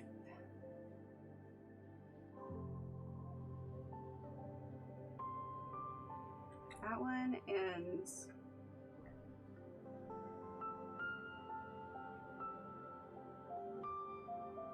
this one. This one feels like it. You want Sacred Travelers? Okay.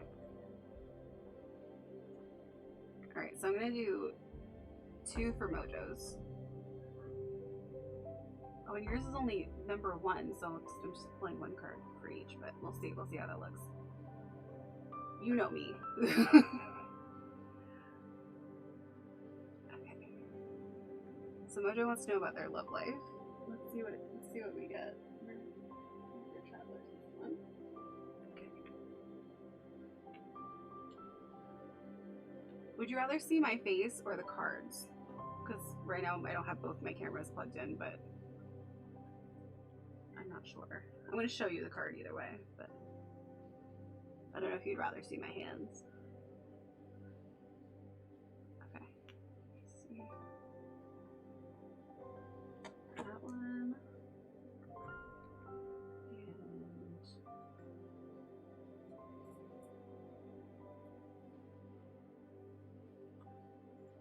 And this one. For me, your face, because I don't know a thing about tarot. Totally. Okay. Oh, it's so straightforward. Okay.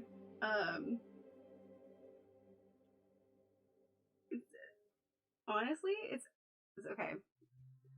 The feeling of it, because then I'll go into like the cards specifically. The feeling of it is very much like, have fun. Just enjoy it. Have fun. Be playful. You know, because that you have right here, wandering path, enjoy the journey. Just have fun with it. And then we have the sun, which is like everything is joyous and so much light and joy and energy and like freshness and newness and beginnings, and just so it's just like essentially telling you to maybe not take it as seriously as like I need to find someone to be with. It's just like I'm just gonna see where this takes me. If it ends up becoming serious, cool. If it doesn't, fine. I'm gonna see where it takes me. I'm gonna pull 2 more though. I just want to see specifically. Pull 2 of these and 2 of these. Your sun is Cap, rising in Libra, moon in Pisces. Basically, that's actually not bad. I mean, Pisces is really emotional, and my moon is also, my moon's in Cancer, so like, oh my god, so much water energy. Pisces is such water energy, and it can be very emotional. Libra is,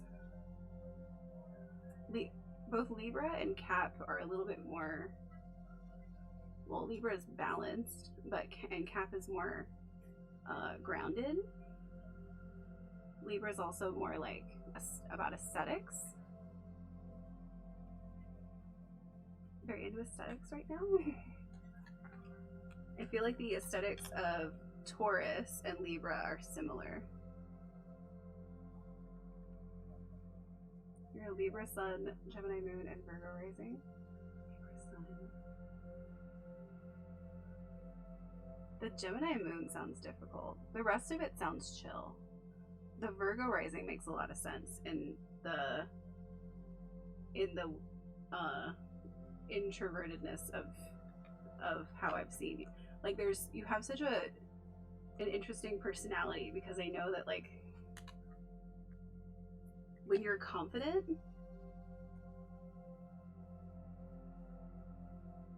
so I'm a grounded emotional bitch who somehow manages to balance things pretty much.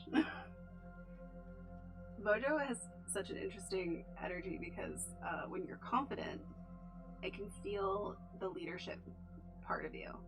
I can feel the strong, self-assured, like,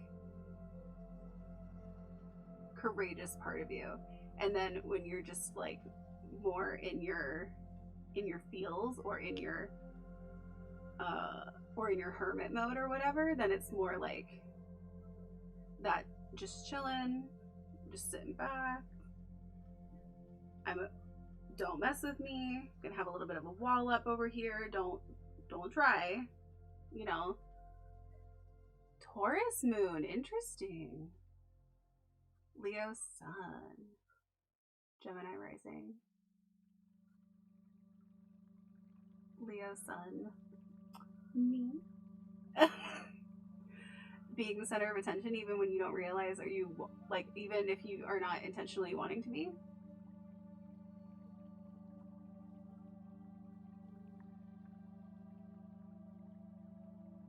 Taurus moon is such an interesting one because your moon tends to be like really attached to how you view yourself, your emotions, and like the fluidity of that. And to have Taurus in there, I mean, it helps stabilize your emotions. It also might bring out the stubborn qualities. But Taurus is a very like stabilizing, fixed sign. And then Gemini rising makes it to where you could go either way. You're like, I'm over here and I'm over here, and I could go either way. I'd love to message you my big six for your minute. Totally. Totally. I'm still learning more and more about astrology to get more in depth with it, but I would love to look at it. Okay, so Mojo, here's the rest of it, and then I'm going to move on to Mel's.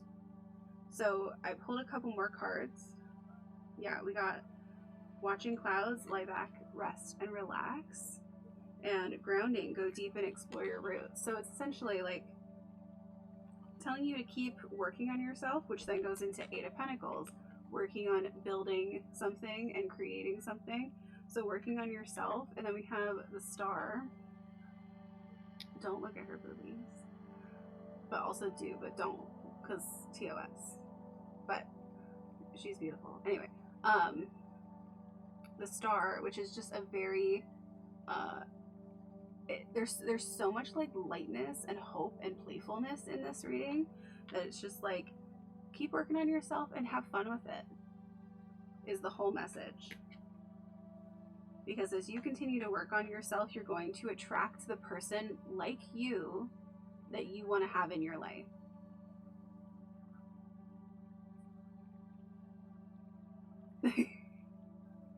I'll just look at my own boobs.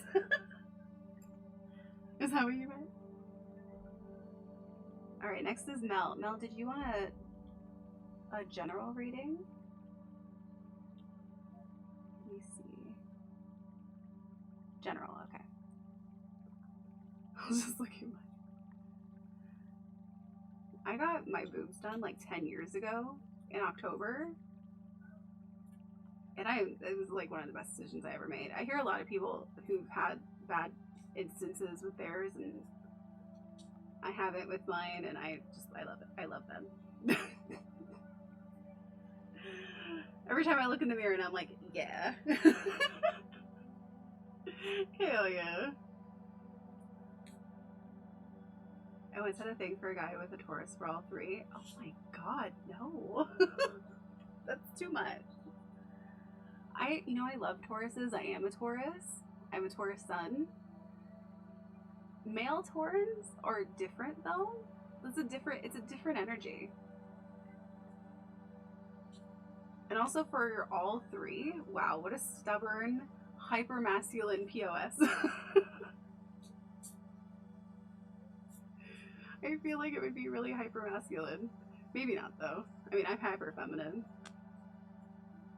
Well, actually not in my everyday life. I like hyper feminine. In my everyday life, I'm pretty in the middle.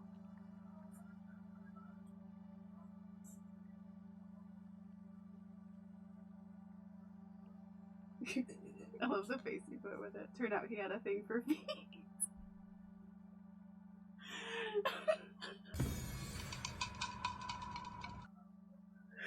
I was gonna say how grounded of him. Put your feet on the ground. Oh no.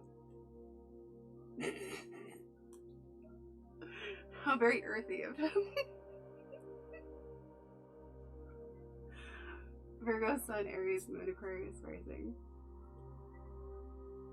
Virgos I always just look at as like the strong silent type.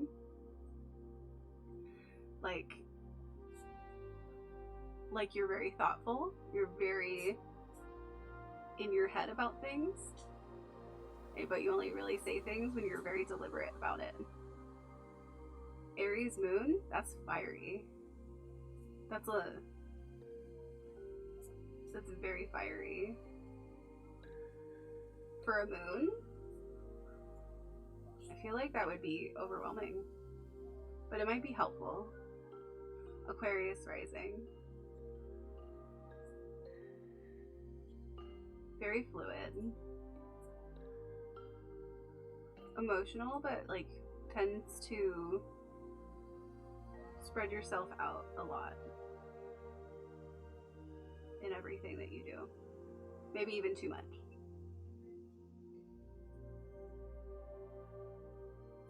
What is Virgo again? Is it Earth? I think it is Earth.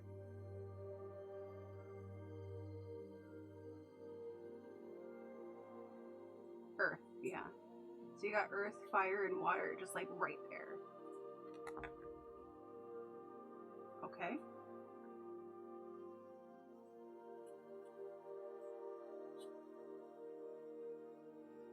Oh, okay. 4. Okay, well, 1 jumped out, so obviously that one needs to be heard. Heard and seen. Alright, Mel. Oh, excuse you. Just falling down.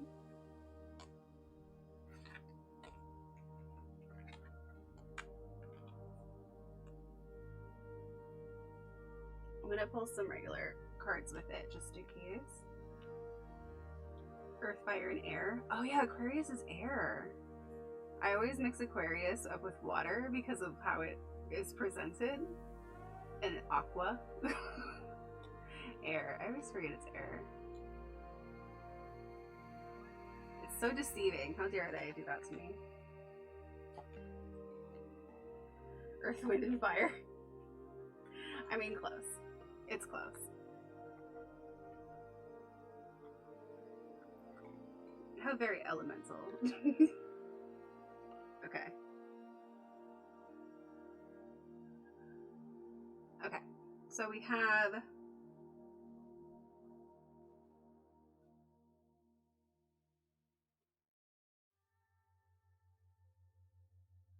all right, this is for Mel. We have Believe in Magic, Journey by Moonlight. We have Clear the Past, Heal the Present, Rejuvenating Rain. We have Beneath the Surface Lies Great Bounty, Uncovering Treasure. And Wandering Path, Enjoy the Journey. And when I pulled more cards, because I wanted to make sure I was getting like the full scope, because these can be a little bit lighter, you know, in meaning. What I'm really getting from it is that you're at a point where you're working on making room for all these like new treasures and new things, which is the one that jumped out. It was Believe in Magic. This one. It was Believe in Magic. Really needing to like believe in yourself, believe in in what you have to offer as a person. You know what's crazy? The more I look at life and all of the people who are like the most successful and stuff, a lot of them have just either so radically believed in themselves or had people around them that so radically believed in them that it helped push them towards a level of success to where we all look at them with admiration. But really, it's like just a radical belief in ourselves that is what creates success. No matter what level of success that might be. Could be high, whatever even your definition of success is. But it's crazy how learning to believe in ourselves and love ourselves is really the answer for all of it. So when I pulled more cards for it, we got the Three of Wands, which is overlooking and starting like new opportunities, new creative endeavors, new projects, new things. We have Justice with balancing our life. We have the Eight of Cups with letting go of the past. Clear the past. Heal the present, letting go of the past, things that no longer serve you. And then the Five of Swords, you might feel defeated in where you're at. Maybe feel like you've been through a lot of hardship at this point. Oh, this is even with a new moon too. Or maybe that's an eclipse. Actually, it might be an eclipse.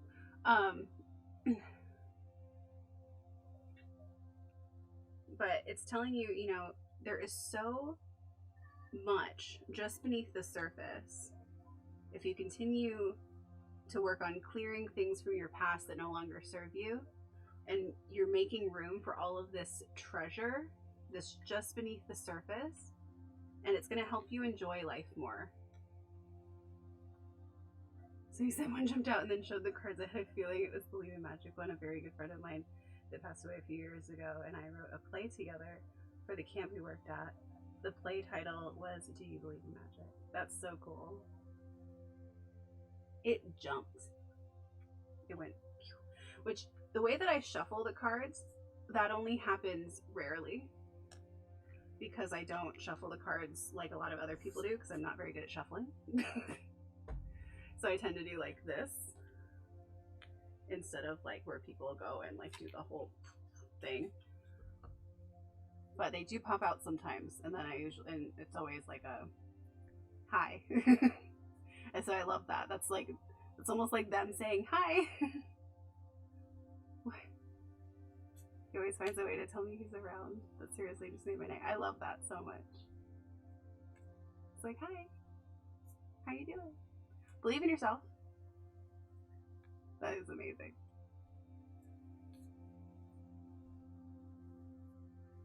Because it jumped out too, and we were just like, oh, hello, what do you want? Traveling lightly, simplify your life.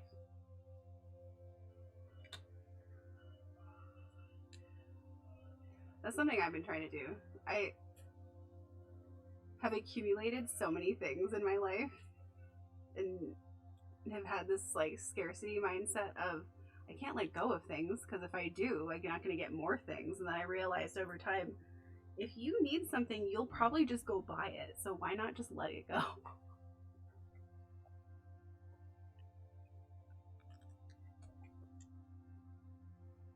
Okay.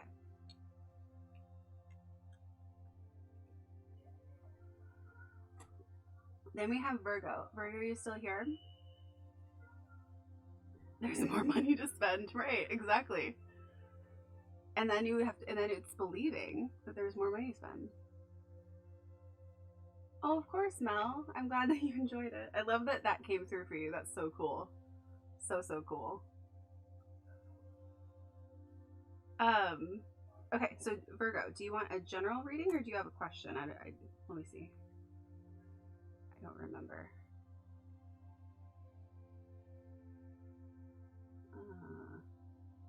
I don't know if you said. And then do you have a specific card deck that you want? I'll go through them one more time. We have the Ritual deck. We have the Sacred Traveler. We have Keepers of the Light. We have the Starseed Oracle. And we have the regular tarot deck, which I'll probably also use as well. So if you want to add any others. General, okay. Thick. Ritual, ooh, I love that one. Okay. I mean, I love all of them. That's why I have them. Anytime I have a deck I don't really resonate with, I tend to give it away.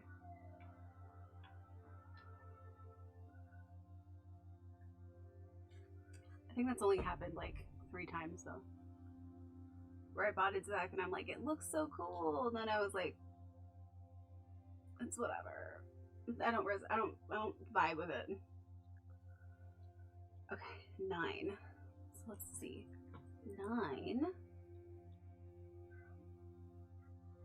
9 is the teacher. 9 is tolerant, somewhat impractical, and sympathetic vibration, ruled by Mars. Jack of all trades, humanitarian, sympathetic, helpful, emotional, tolerant, active, determined. Could also be financially careless, moody, bullying, overly emotional, sullen, restless. I have a lot of 9s in my chart. I have a lot of 9s in my chart. Financially careless. Don't call me. Don't read me like this. I feel red. My actual birthday is on the 9th of May, so I actually have a lot of 5s and 9s in my chart. Okay, so general.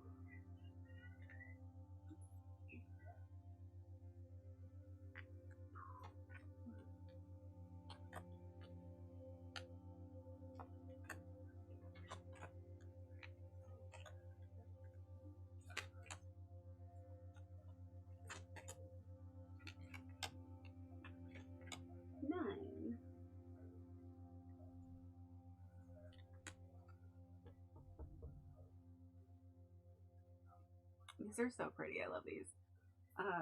Okay, so first we have, I mean, I'll probably get a view of all of it, but I'll just go through them all at first and then I'll look at them all as a whole. So we have Waxing Gibbous Moon, which is refinement, adaptation, and transformation. I don't know why that word was so hard for me.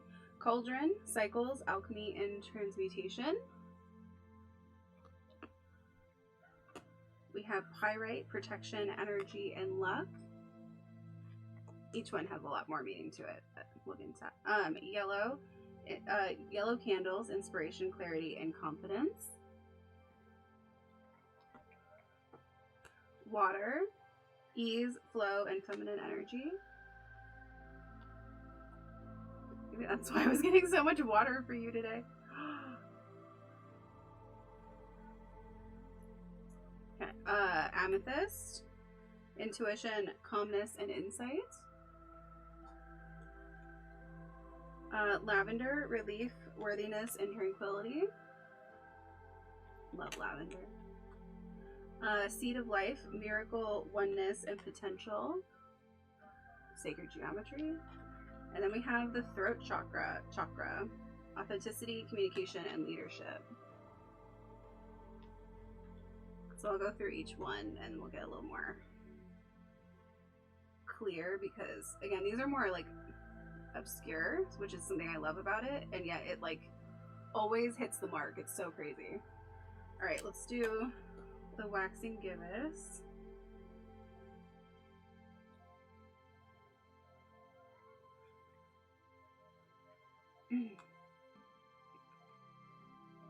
So actually that's gonna be the next moon phase that we have coming up because we're currently in a new moon. Waxing is when it's going to a full moon, waning is when it's going down. So this will be one of the next moon phases that we'll be in.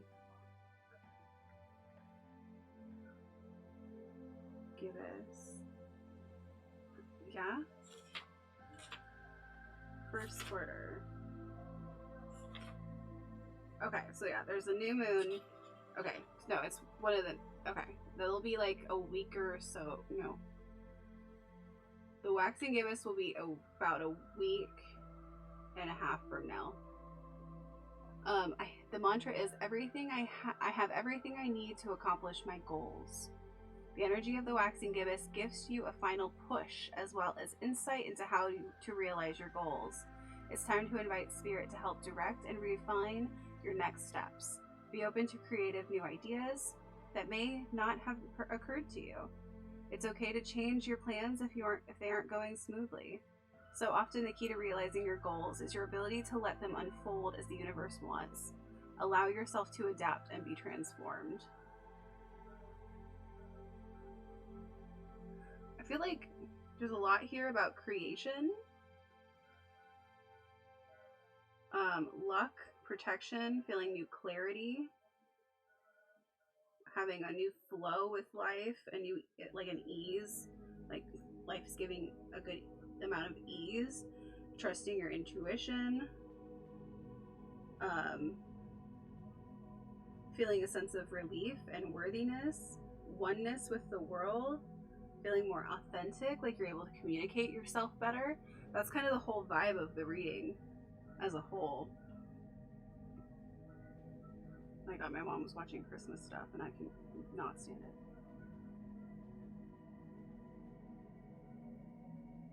It's not Christmas. Alright, we have Cauldron. The alchemy of change lies within me. You are pure magic. The cauldron is here to remind you of your innate power to transform, transmute, and alchemize. Are you harboring any emotions you'd like to transmute into energy that is more effective? Do you need to alchemize or create something new from something old? Perhaps you're in the midst of a transformation right now. The cauldron is here to help. You simply need to tap into its power. We are currently, I'm going to go into this too, I think when I'm done with readings. We talk about manifesting with the new moon because tonight is the new moon. And the new moon is the best time of the month to work on, or to get clear on what you want to manifest into your life. So if, say, you want to manifest a new relationship, or you want to manifest a big increase in your work, or getting a new job, or getting a new place to live, or more money, or any of that stuff, this is like the perfect time to do it.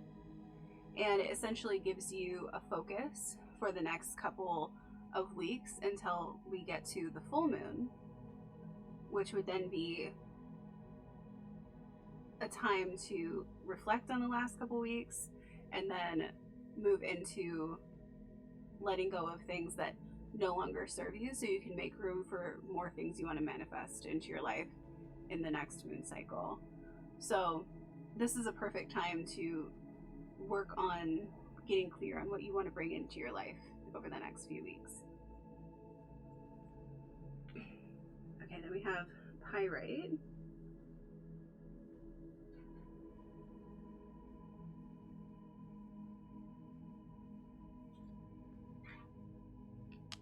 Energy is something I can tap into. Do any aspects of your life have you feeling pessimistic or stuck? The Pyrite card wants you to bring the luck, protection, and energy you may be lacking to persevere. Or it wants to bring you that luck, protection, and energy that you may be lacking to persevere. It's natural to doubt your abilities from time to time, but don't let those nagging insecurities hold you back from reaching your full potential. Let the power of Pyrite give you the energy and confidence you need to shine your brightest.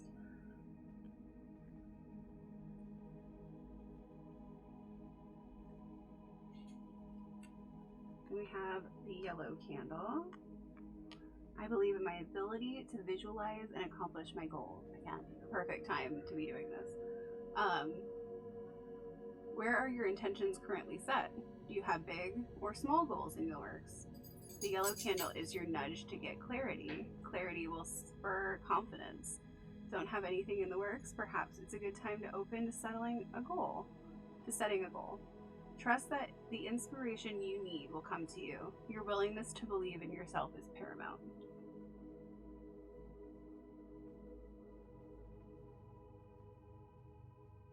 What I love about doing readings for people is that even if it's not your reading, there's still valuable information in every reading. Then we have water. I allow flowing water to soothe and restore me. You deserve to be refreshed, renewed, and soothed. Ugh, soothed is such a powerful word there.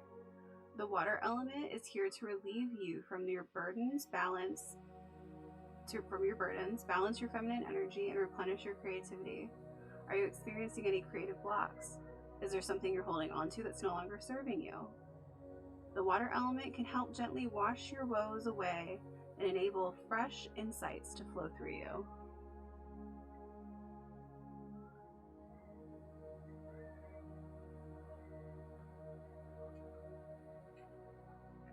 Amethyst, which is probably my favorite crystal, if I've had to pick favorites.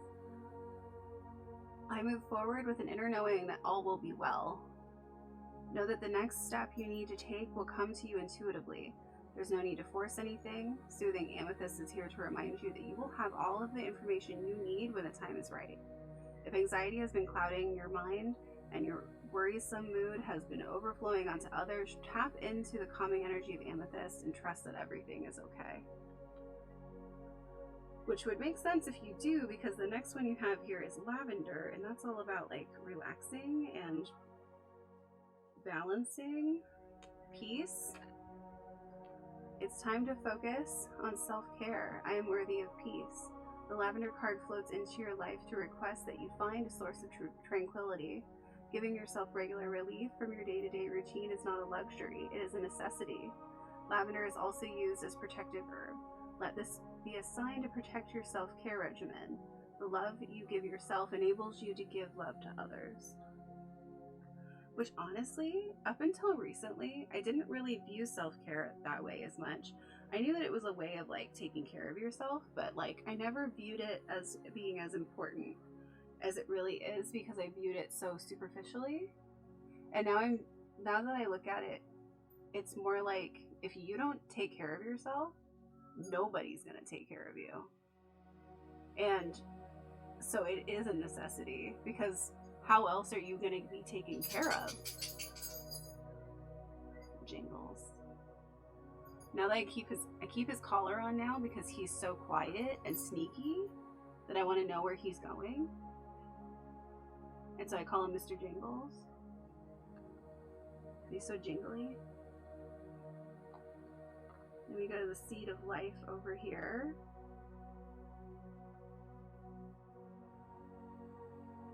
Where's my sacred geometry? Where are you? There you are. Okay, then we have the Seed of Life. A seed of potential lies within me. New beginnings are always available to you. Seeds are constantly being planted within you. Which ones will you allow to blossom? The Seed of Life is here to share the miracle of your own potentiality. Which is a weird word. Whatever. Potential. You can do whatever you like, have whatever you want, and be anything you want to be. The building blocks are already within you. Allow them to come together. And then lastly, we have the throat chakra. Chakra. Really need to deprogram myself from calling it that. Throat chakra. Authenticity, communication, leadership. I speak my truth. What gifts have you been brought to this earth plane to share? Are you sharing your gifts or holding back? Living authentically and always speaking your truth can be difficult because it can make you feel vulnerable. The throat chakra card is here to give you the courage, strength, and voice to speak your truth unapologetically.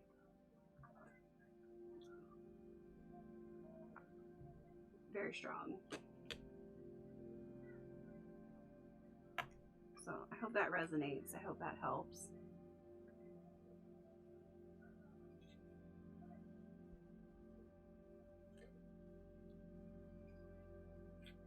Shuffle that up a little bit. Yes, it did. Okay, great. All right, let's talk a little bit about manifesting. I mean, I kind of already did. Hi, Mel. Hi. Oh my god. One day I'm gonna be a mom. and you're gonna call me that, aren't you? Hi Nitro. Hi Cold. How are you? I'm good. You're my mommy. I will be your mommy. Mommy, sorry. I wish they gave me more emotes as an affiliate because now I have to become a partner to get more emotes, and I want a mommy sorry emote. I do. Unless I have to change one of my emotes, and then maybe I will. Hydrate, thank you. Everybody hydrate. Are you back? Mr. Jingles. Okay. If you would like a reading, be sure to let me know your birthday, month, and year in the chat. Or if you don't want to give that away, but you do know your life path number, you can just give me your life path number. And then if you have a question, or if you want a general reading, read me to Phil. I just saw something. Oh, it was this guy who it was this TikTok. Oh my god, we should just do like a reacting to TikTok night. Maybe I should become a reaction channel. Those are usually the channels that get like thousands of viewers. There was a guy who just like went to this campus and he was talking about how all these straight guys have like fades and ASMR reaction. How all these guys have fades and wear North Face puffy coats. And he was just like standing there next to them and like reading them to Phil. And he wasn't even asking them questions. It was hilarious. Your For You page is not TOS friendly. You know what's funny? I was just saying yesterday or the other day on TikTok, I was like, I feel like I'm too old to do thirst traps. And so many people were like, I feel that way too, but you're not. I'm like, I'm single, I'm 33, I should probably be making thirst traps. But I feel too old. I feel like the kids are gonna make fun of me. I do. Please make thirst traps. I feel like the kids are gonna make fun of me. I need to let go of what people think of me. Period. Period. End of story. I do.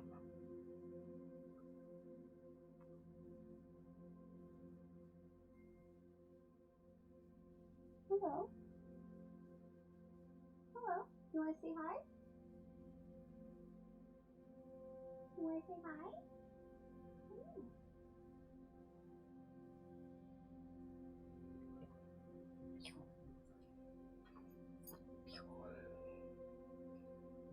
Chewy. Hello. Thank you. Thank you so much. Thank you. Did you say hello? Did you say hello? You're looking at the bed. You're like, that looks good over there. Okay, thank you. I love you. Yeah, you can go over there. What? Goodness. Goodness. Oh, you're gonna mess up my cards, aren't you? You can kill some of the trends I've seen. If you see some, send them to me, because I'm not really getting a lot of trends on my For You page anymore. I'm just getting a lot of people talking about things. Oh my god, dude, you're messing up my stuff. I just got like boxes on boxes over here.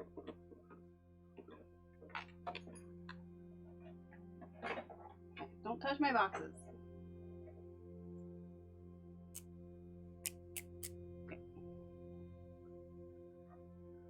So yeah, we were talking about manifestation and how this is the perfect time to work on manifestation. It's interesting because one of my friends, okay, I want to share something with you. I'm going to be really honest with you. So I have been subconsciously manifesting a person into my life. And I realized it about a week ago. And I realized it and I was like, I don't really know if that's a good or a bad thing. I have like a moral dilemma with it. Like, whatever. But then I have to like think it all the way through. I'm a very analytical thinker, and that's very counterintuitive to being a spiritual person. But because usually you just have faith and it works out for you. Like you're in flow, so you don't even have to think about it. But like ideally. But I've been like subconsciously manifesting a person, and I started to question, like, is that ethical? Like, I don't know if that's a good thing. And then one of my friends who works a lot with manifestation and specifically talks about this topic, I asked her because I wanted to hear her perspective on it, and she was like, there is, and essentially this is the mentality, there is no good or bad, there only is things that happen, and it's how we perceive it that makes it good or bad. In reality, there's many different instances that could happen with a person. Say you wanted to be with a celebrity, for instance, and you really wanted to manifest that into life. It starts with just how you view that person. If you view that person to be like really above you, or this could be like any person in your life, but if you view that person to be above you, it won't work, because you view them so highly that they're not attainable. You know, they're not somebody that you could see yourself actually be with. They are too up here. So some of it is working on changing your perception of that person, but to like view them as a person and the person that they are. But what I had to tell myself was, even if because I have manifested many things into my life without realizing it, because I just think about it so much, or I focus on it so much, even subconsciously, that I don't realize it. But I'm not like intentionally thinking like, I'm gonna manifest this. I just do it. And a lot of times it turns out to be just like, I'll end up meeting a person who I really wanted to meet or something, and then I'll see how that goes, because it either will turn into one of like 4 scenarios. One of them will be, we'll meet, it'll be like a meet and greet or something, and then like, or some sort of really casual environment, and they don't really care about meeting me, but they were nice to me, and it is what it is, you know? I've had that happen with like multiple drag queens and stuff like that. The other instance could be that we meet and they don't like me at all, and it sucks, and I have to just get over it. 3, we meet and I don't like them at all, and I don't see it at all, and the illusion's gone, and then it's over. Or 4, and this one's happened too. All these instances have happened to me, or 4, we end up meeting and it's like we've known each other forever, and it's weird, but in like a good way, and then we end up either creating a really great friendship or relationship out of it. So really, you can manifest specific people.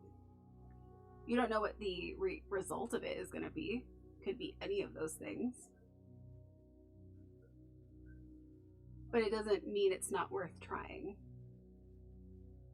Just like it's worth trying to manifest things into your life, like career-wise, or things that you want, like a house, or a better paying job, or a career or like a self-run business or something like that.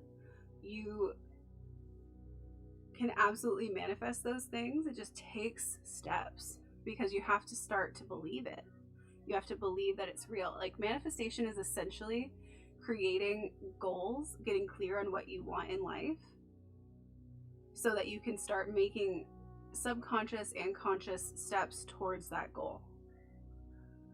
And if you say, like, I really want a house, and I'm going to have a house within the next 5 years, then you are going to start subconsciously even working towards that goal. But you have to believe it's possible in order to actually start working on the steps to do it. Because if you don't believe it's possible, then you're going to be like, I really want a house within the next 5 years. but you're not actually going to start doing any steps towards it. You're going to be like, if it's meant to happen, it'll happen, which it can, but it's more than likely going to happen if you are working towards it, if you actually put in some of the steps. And it's crazy because I've seen recently, I've had like aha moments about different things I've wanted to manifest, and realizing that like once you get over the first, it's like building, okay, streaming. I'm just going to use that as an example. If you are building up your streaming, if you have no followers, then getting to 1,000 followers seems huge, right? It seems like way too like undoable. But then if you get to like 100, once you get to like 100 followers, 200 followers doesn't feel that far away. Once you get to 500 followers, 1,000 followers doesn't feel that far away. Once you get to, you know, it's like once you start making money in a business, thinking that you could ever make like $40,000 a month is a ridiculous amount of money. But if you start off with thinking you could make $500 a month, that's doable. Thinking that you could make $1,000 a month, like every time, it's basically making little goals to hit different milestones and then raising it every time.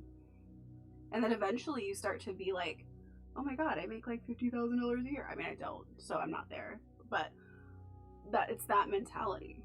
It's like I was hoping that I could get to like 1,000 followers by the end of the year on Twitch. I don't know if that's going to happen, but it is possible. It's within the realm of possibility. I've seen it to where I've had days where I've had a shit ton of people come in, and I've had days where not a lot of people are there, or I get no followers or whatever.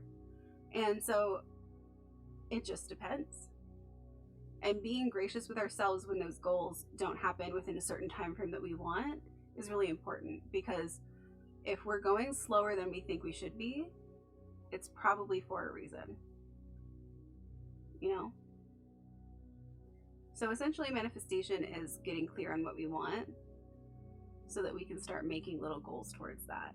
And I think that like a lot of people will be like, oh, they hear manifestation and they'll start to be like, I don't believe in that, because it's just like a buzzword that people talk about. But it's really just a mentality. And it's a mentality, it's like a hyper optimistic mentality, but also realizing, I think the balance there is realizing that it's not always going to work out, and you might have to change goals, you might have to shift things, you might have to you know, you might be trying to manifest a person, but you meet them and you realize you don't like them, or they don't like you, or whatever, and that's fine, because life is what it is. You're not going to end up manifesting things that aren't going to work for you. Once it comes into your life, you're going to know if it's good or bad, or if it feels good or if it feels not good, you know? Anyway, I don't know if that helps anyone, but I figured I'd talk a little bit about it. It helps me a little bit to talk about it. Does anyone else want a reading tonight? Let me know. If you have already had a reading and you want like a follow-up question or anything, you can totally ask. If you guys have anything you want to talk about, if you have any like things that you've been going through you want to talk about, you can feel free. This is an open space.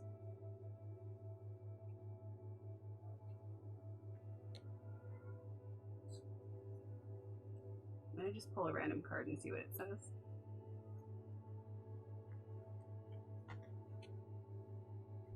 I was not expecting that one.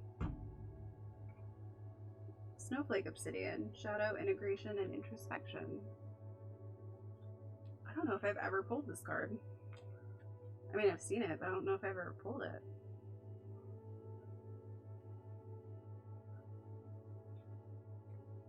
I explore my darkness and my light to become whole.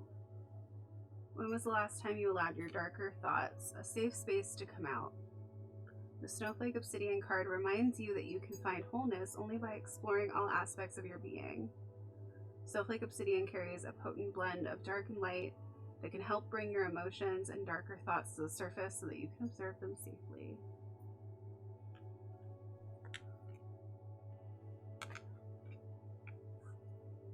Oh, I found something really cool the other day too. I wanted to share with you guys because I thought that it might help other people, because I was reading mine last night and it was crazy accurate. It was so weird. There's this website. I was trying to look up my astrocartography, which is like your astrology based on where you live. Like, well, it's essentially, it's the world map, and it shows you places that you're, because of your astrology, places that you might thrive in more than others.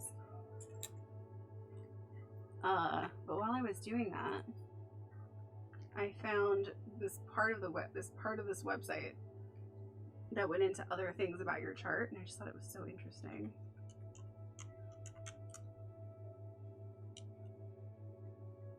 Because at one point it goes into like your I'm thinking if I have a follow-up, because I'm like, last time, I'm not trying to ignore obvious red flags. Let's see.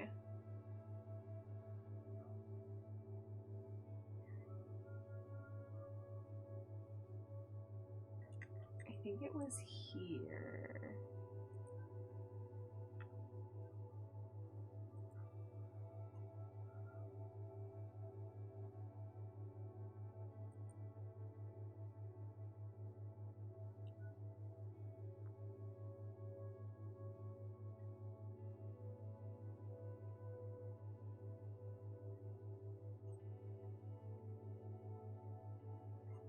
No, maybe it wasn't that. Well, it was one of those. Anyway, so this is the website. I'm just going to send it to you guys if you want to look at it. You add in your birth chart information, and it will keep it for like all the stuff. But on the side, you can look at it and it'll say like, under like free horoscopes, there's like, I was looking under love and relationships and love, flirtation, and sex.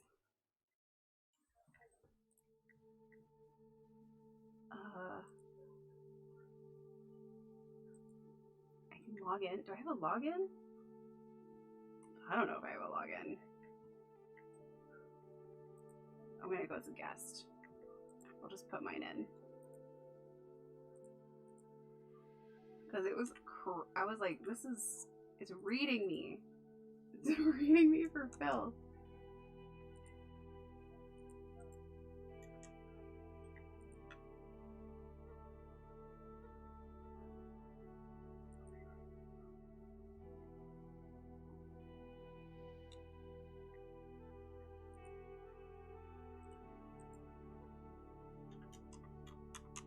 I forgot I have to put in where I was born. That one.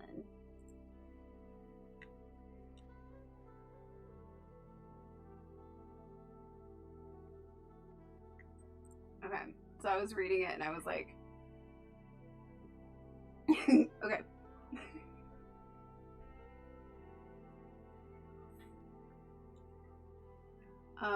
Because of my rising as a Capricorn, you tend to take any personal relationship quite seriously and generally don't get involved unless you are fairly sure it will be permanent. I was like, yeah.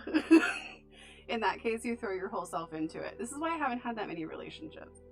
When you do choose a partner, you provide a calming, stabilizing influence. Ideally, you should find a volatile lover who requires your soothing, which is so weird. Like, I mean, I do that. But ideally, you should find a volatile lover, like somebody who's really, like, needs soothing. That sounds crazy. But I get it.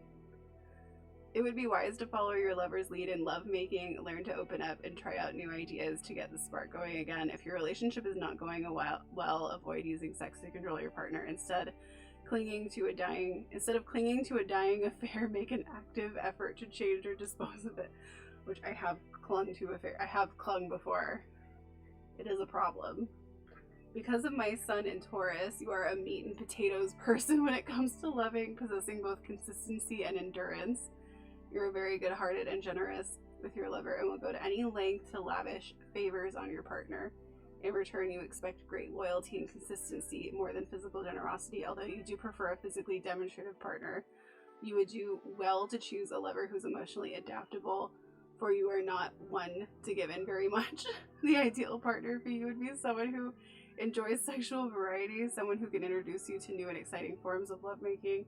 Unlike some others, you seldom fall into the trap of jealousy, for you value your lover's feelings about you more than technical chastity or faithfulness. For this reason, you are one of the most easygoing partners a person could have. I was just like, this is so crazy how like in depth it goes, and like the more you read, because then it goes into like how, based on how your houses are, based on how your planets are, like how that affects like what kind of person you are in relationships. And I was like, this is so cool, because it goes into the, so if you're interested at all in that, it's under this website that I gave you. I don't know if this will give me the specific link to it, but I'm looking under the love, flirtation, and sex short horoscope under free horoscopes and love and relationships. And there's a bunch of other ones too. Like if you have a partner, you could look at the partner one and you could put both of your information and see how you are together. Or you could just do stuff about like your personality and whatnot. There's so many good ones on this one. The color one was insane. I did this color oracle that's in the free ones, and you pick like the colors that are most pleasing to you and then the colors that are the least pleasing to you, and then it at the end it tells you like what you're going through right now. And I was like, this is stupid accurate. I hate it. it's so accurate. It's stupid. I don't know. I think it's so funny that people are like, I don't believe in astrology, and I'm like, but I mean, yeah, it is more generalized. Everything has to be generalized to an extent. But there's tons of stuff that I read for other people that has nothing to do with me. And then there is stuff that does, because we're all kind of integrated in a way.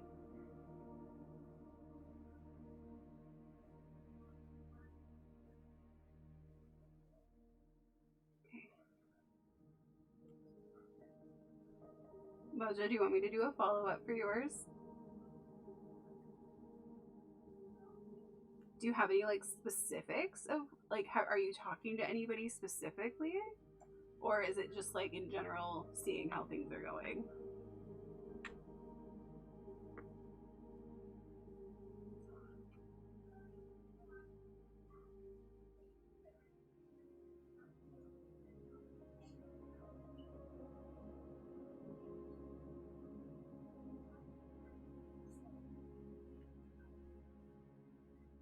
Okay. If you are a person who would like a reading or a follow-up reading to your reading, you can type in your birthday, month, and year in the chat, or your life path number if you know it, and if you have a question or want a general reading.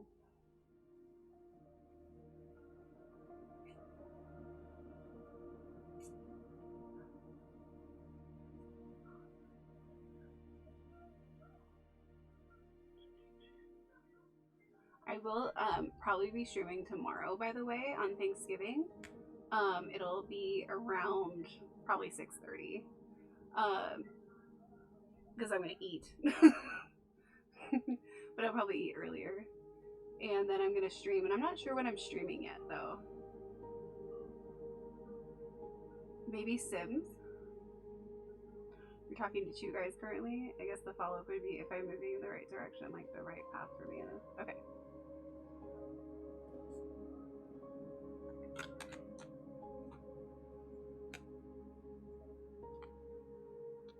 Is it the same two guys you were talking to last time?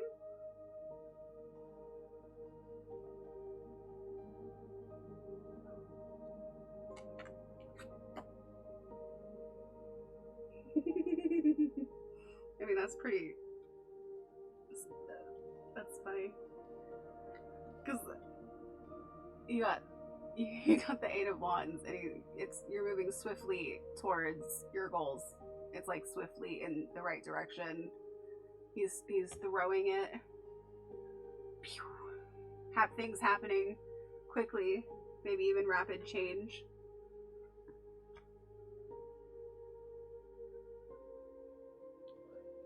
The other one you gave the boot because he had total F-boy energy.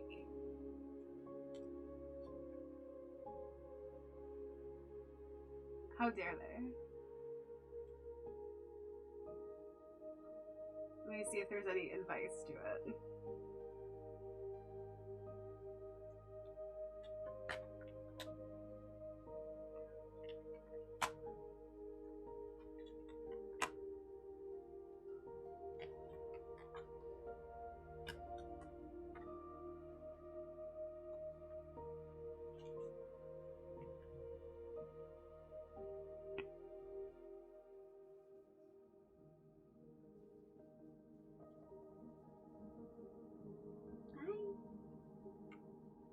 Who is this King of Wands energy?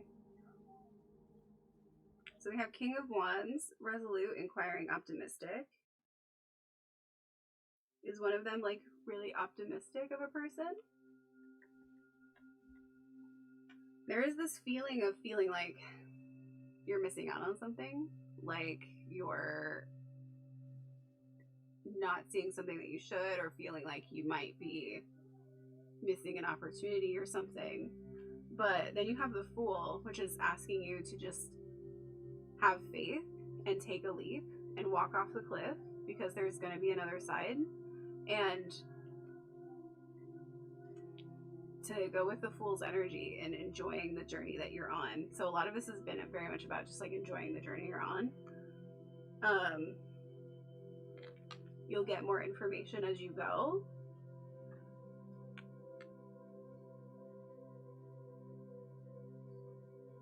There's a lot of like harmony and creative energy around here. I don't know, it's really positive. I think you're definitely on the right path.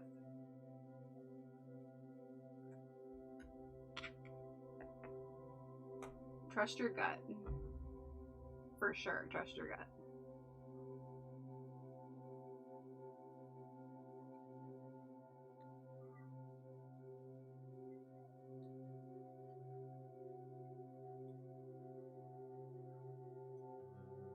Alright, I'm going to do one more collective reading.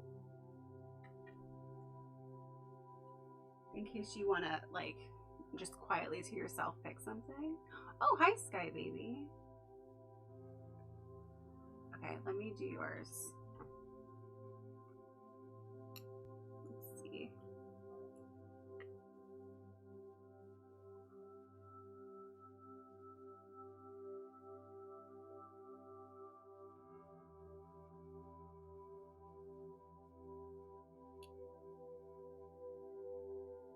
Okay, your life path number is 8.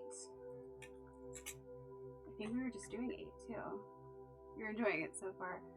I took the don't expect all bad results from last time to heart and have been really working on keeping a positive attitude and working on myself. I love that. I love that.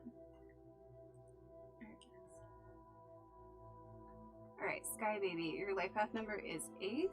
8 is the manager. Number 8 is a strong, successful, and material vibration ruled by Saturn. Ambitious, business-minded, practical, leading, authoritative, successful, courageous, accomplished, organized. Could also be tense, narrow, materialistic, or forceful. Let's see what the cards say. I'm sorry to hear you're going through that, honestly. Let's see.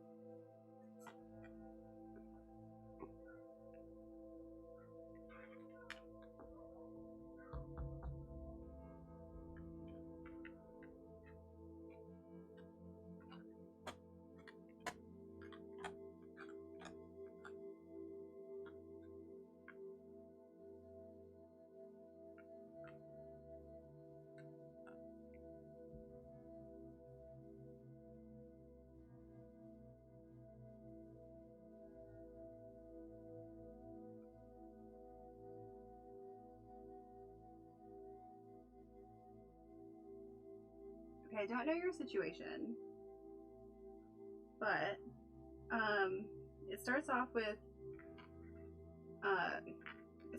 the Two of Cups, which is about relationships and so I'm assuming the relationship you had with your the person you had kids with. Then we have rebirth. It feels like there's some sort of, this rebirth feels like a new life after that relationship, because the relationship is the first card. So it feels like in succession it goes like this. So we have rebirth, we have the Fool, which is being more open to the journey and allowing yourself to just go along the journey and not try to control anything. We have the Star, which is like everything's harmonious and joyous and like tapping into her calming nature. But then we have the Three of Swords, and I think that's where it really gets to the part where, to the heartache of it, because this is the heartache card. It's like feeling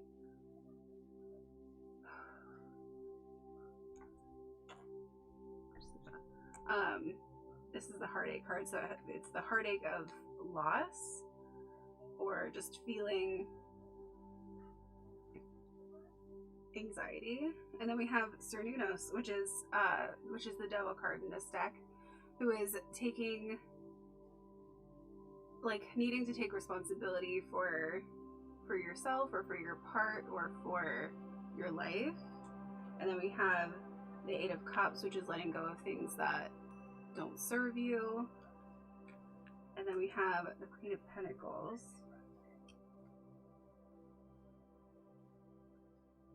who is generous, patient, and pragmatic. You may need to care for your body, your finances, your possessions, or your land or property, your relationships with land and earth. I feel like the overall feeling here is that the more you work on yourself, the faster that will happen. The more you work on bettering yourself and your life and the things that and the things that you can control, everything else that you can't control is going to work itself out quickly. I'm going to ask, like, just more straightforward, like, yes or no question. Hi, welcome in. Hello, how are you? I'm just going to ask a yes or no and see what it says.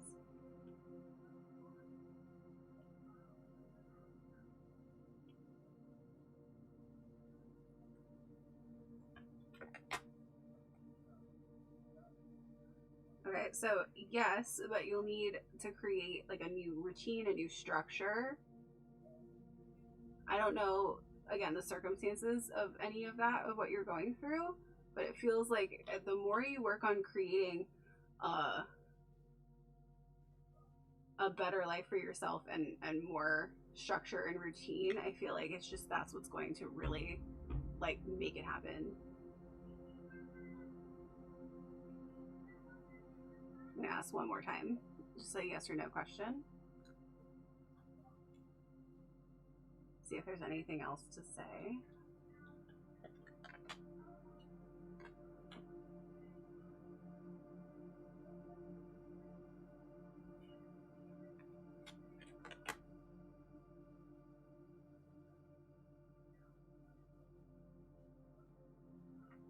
Okay, well that's okay.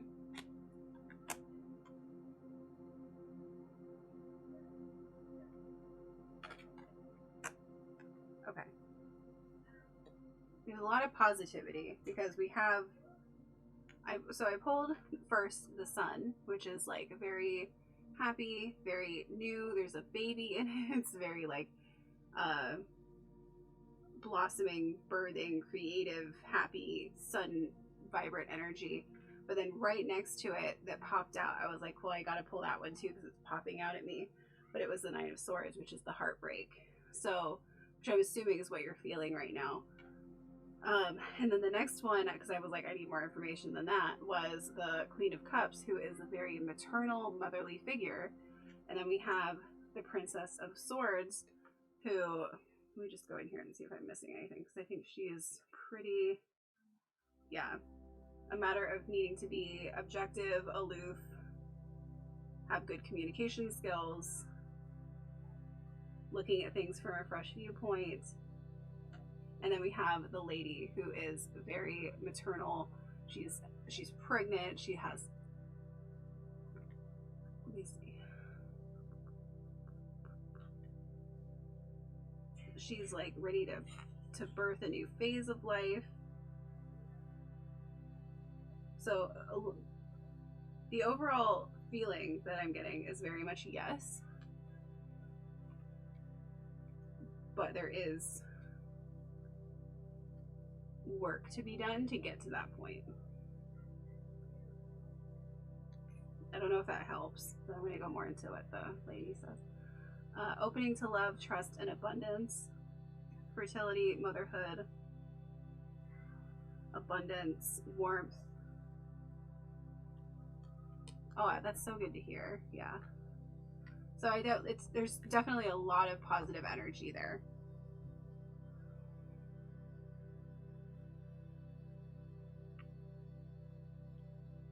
If anyone else would like a reading before we close up for the night, let me know your birthday, month, and year in the chat. Or your life path number if you already know it, because that's how many cards I picked for you. And then if you have a general question or a specific question.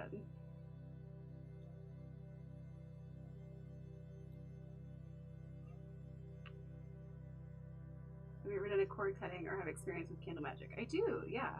I absolutely do.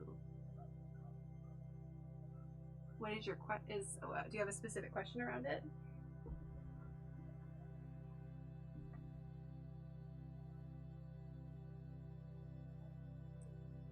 Okay.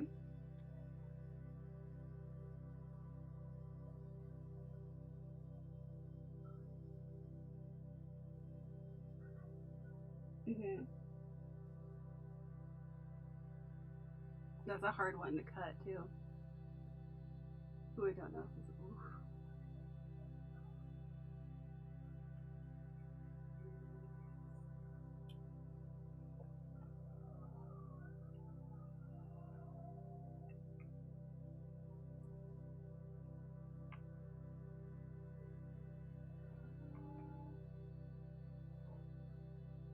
His candle has split in half?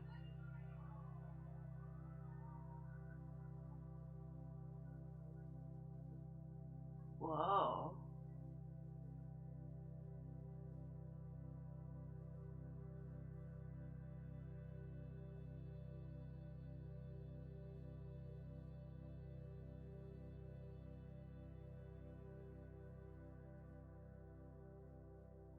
What did the energy feel like when it happened?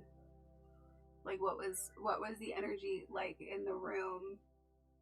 Did it feel like a like a bad thing or a good thing? Did it feel positive, negative? I felt scared. Okay.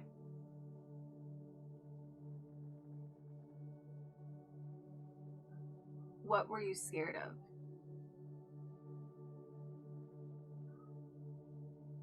Scared because it's like fire or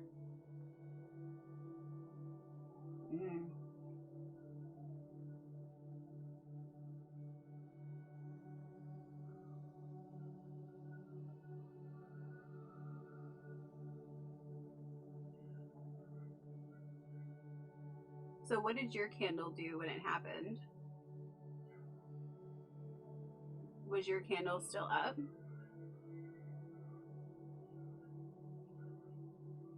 Yeah, well, I mean, that's the trauma. I mean, the trauma of feeling that. It burns super fast.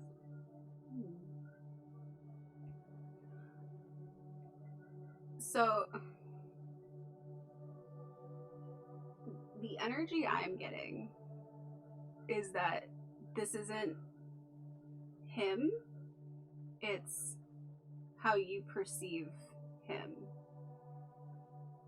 Which is hard, but like you said, he hasn't been in your life since it happened, which, thank God. Like, that's good. Thank goodness.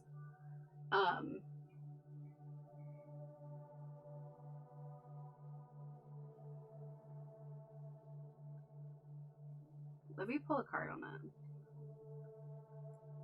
But if there's more, please tell me if you want, if you feel like sharing. Because did his candle affect your candle, or did your candle burn really fast on its own?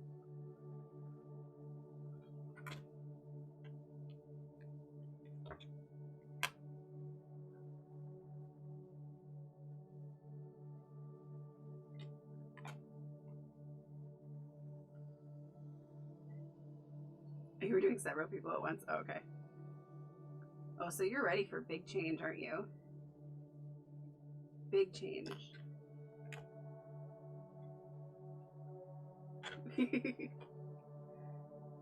Wow. Other than one of these cards, they're all extremely positive. The only one that stands out, which is pretty normal, is this one: feeling overworked, overburdened, like you're holding on to too much and you need to like let go of holding on to, you're carrying too much on you. And essentially that's kind of what I think is happening here, is the trauma of what happened, it's still something that you're clinging to in some way. And it's hard to say that, because it's like, why would we want to hold on to our trauma? But we do it because it feels comfortable. We're used to it. You know, it was, yeah, you were so young and it becomes a part of your identity at that point. You repressed it for years. Yeah. Totally. So eventually, by the time that you are able to even comprehend what happened and start to work through it, it's like already been a part of you for so long. And to let go of that is almost its own death. But I will say that all the other cards I got, if it brings you any hope and everything, because I feel like that's what you need. You got some amazing cards. You have the Nine of Pentacles, which is just like generosity and blessings entering your life out of nowhere, feeling like you're being taken care of in a way, like you can almost like just unlimited generosity. You have the Ace of Cups, which is new beginnings, overflowing with abundance. You have the Ten of Cups, which is relationships and everything being in harmony together. And then you have the World, where everything is flowing and in harmony. It's just so much harmony and peace. So it's like, the more willing you are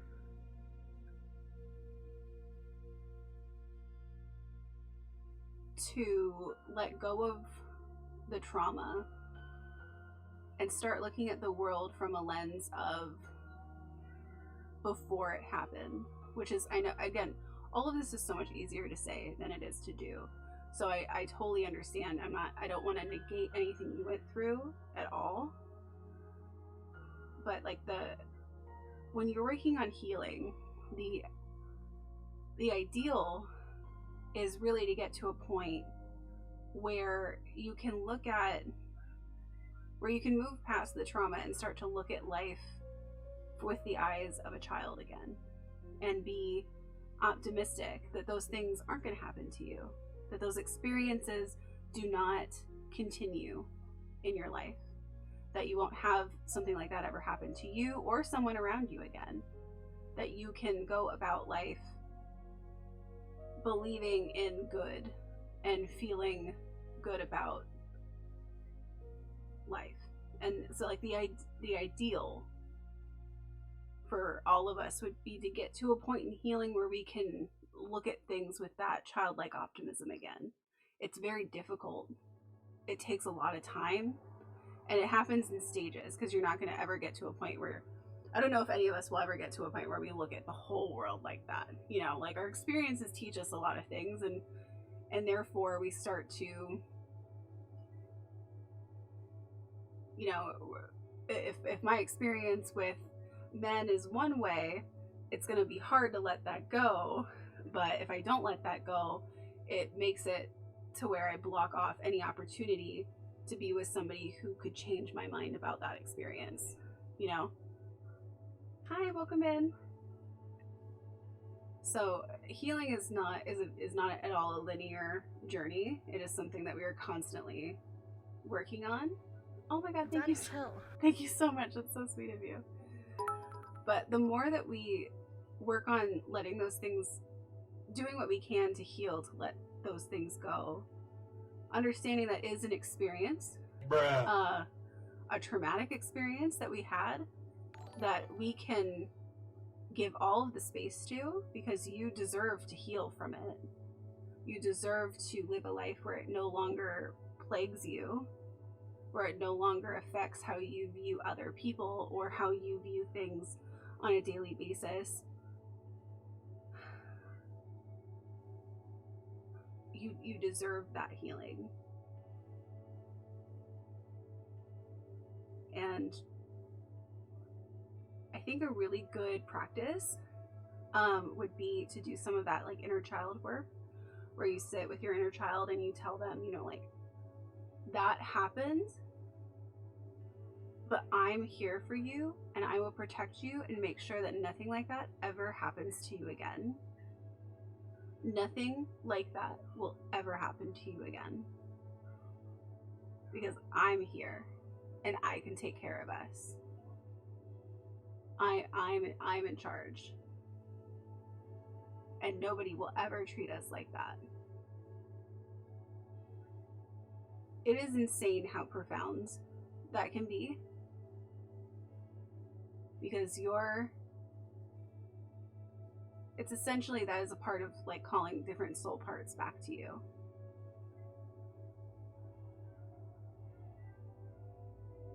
So, I mean, I don't know if that helps at all, but I would definitely take some meditation time and talk to your inner child a bit.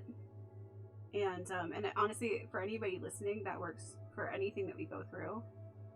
But if you have especially child wounds, which we all do, this one is a major one. I can't imagine going through that, and I have so much empathy and love for you, and I really wish the absolute best for you. But I do know that healing is accessible, and you 100% can live a life where you no longer have that fear anymore. It is possible to live a life without that fear.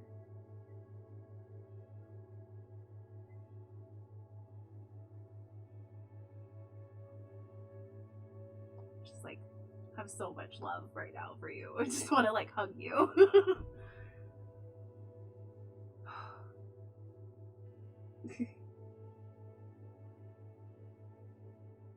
If anybody has any follow-up questions or any additional questions, let me know.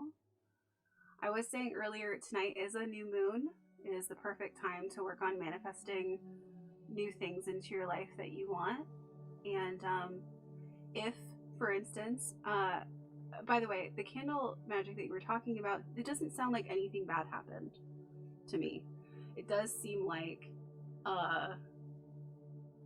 it was meant to show you where the fear still is.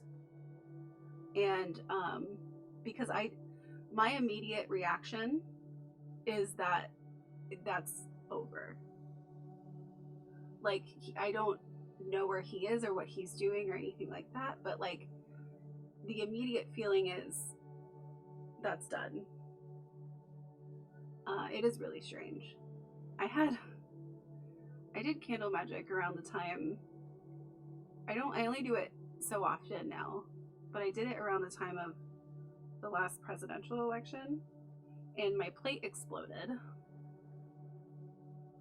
It was really weird. But candle magic can often bring about crazy things. Sometimes the candles just want to like mesh together, and sometimes they go crazy. I mean, fire magic's always unpredictable, but it does feel like it's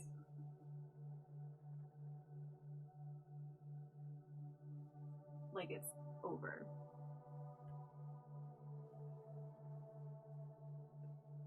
And it's a new moon in Sag, the fires. Yeah, totally. So I would say that work on over the next like 2 weeks up until the full moon, work on cultivating new things, being reflective about like working on your inner child work, being reflective about what you want to bring into your life, what you want your life to look like from here on out. Like, say, looking at your life and saying, if this is no longer a thing that plagues me and no longer a fear, no longer something that is holding me back, what would my life look like without it? And getting a picture of what that life would look like.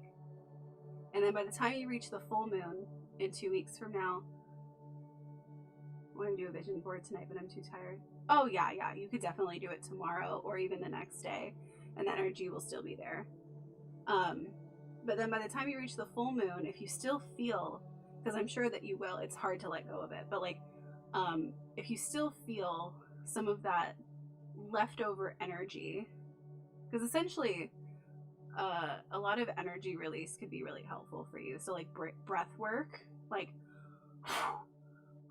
letting go of the energy that way. Sometimes I'll do like pulling with my energy. I'll try to like, I feel a lot of energy collect in my spine, so I'll pull it out whenever I feel like that, feel it coming in. But around the full moon would be a good time to do a burning ritual, writing down whatever is left that you feel is still attached to you, because it takes a while for you to adjust after you let go of things. Once you do that, I think you'll feel a big difference.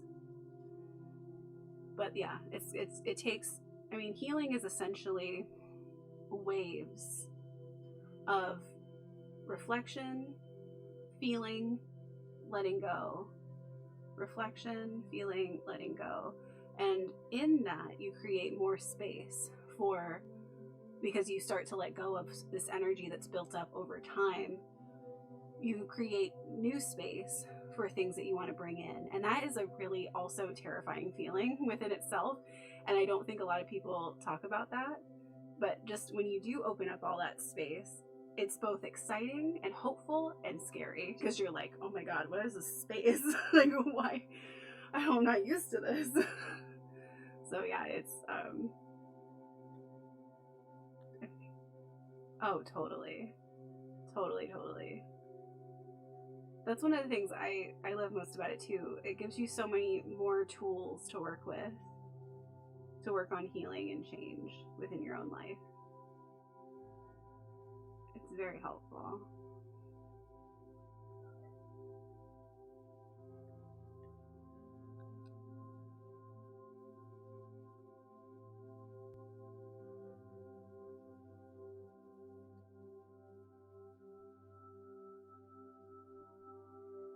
Oh, no problem. Thank you for coming through. Thank you for finding me. I'm glad you did. That's why I usually do these streams. I do them around the new moon and the full moon. So I'll be here for the full moon if you want to talk about anything. And I started doing them a couple weeks ago again, because I stream like games and stuff. But I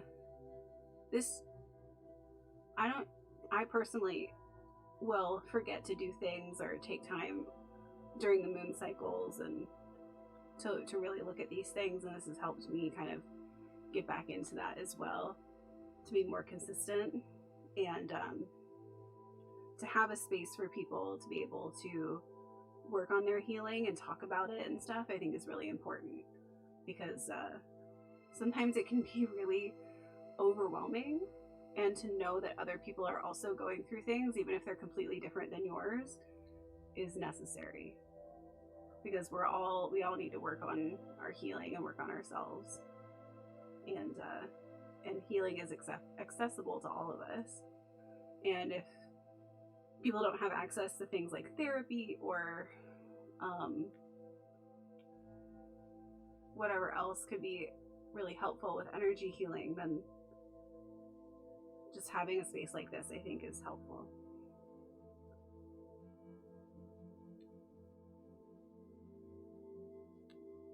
All right, I'm going to pull just 3 cards for the collective. Get a feeling for whatever. I think we'll do it for like the next couple weeks. So I'll just pull a card, and then you can pick whatever card resonates with you. So, and this will be like the last thing we do for the night. There we go. Okay, so this will be card 1, card 2, card 3,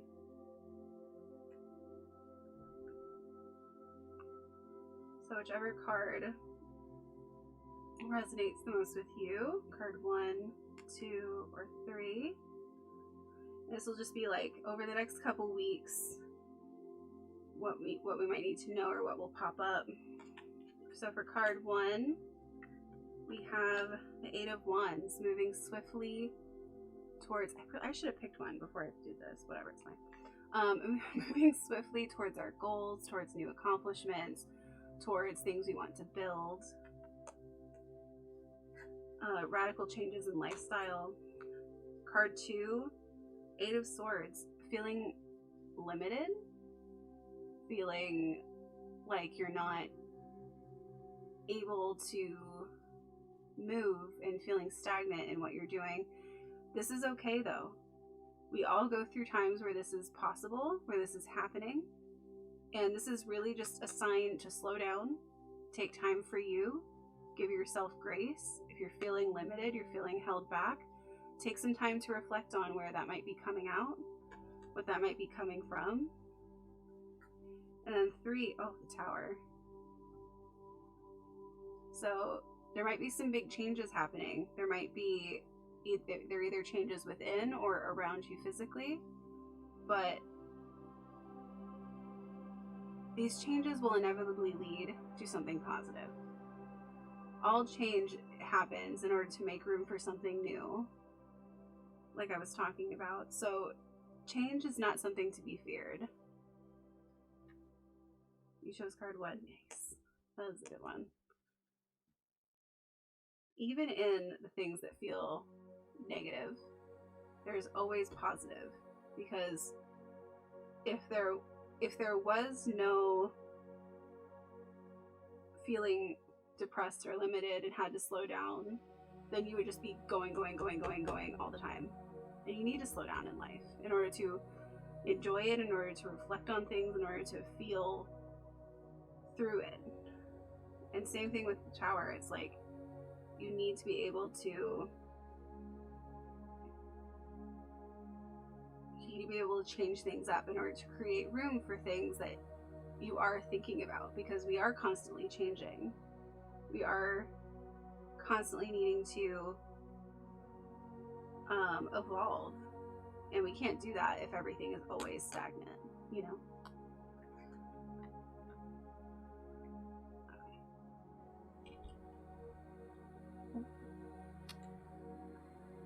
Alright, well, thank you for everyone who came tonight. I appreciate you.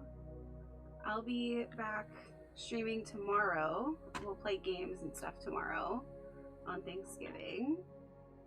I'll be on around 6:30 p.m. PST, which would be about 9:30 p.m. Eastern Time. We might play Sims. I'm not sure what else we're going to play. We could play something else. I'll ask in the Discord. So if you want to be a part of the Discord and help come up with things that we're going to do.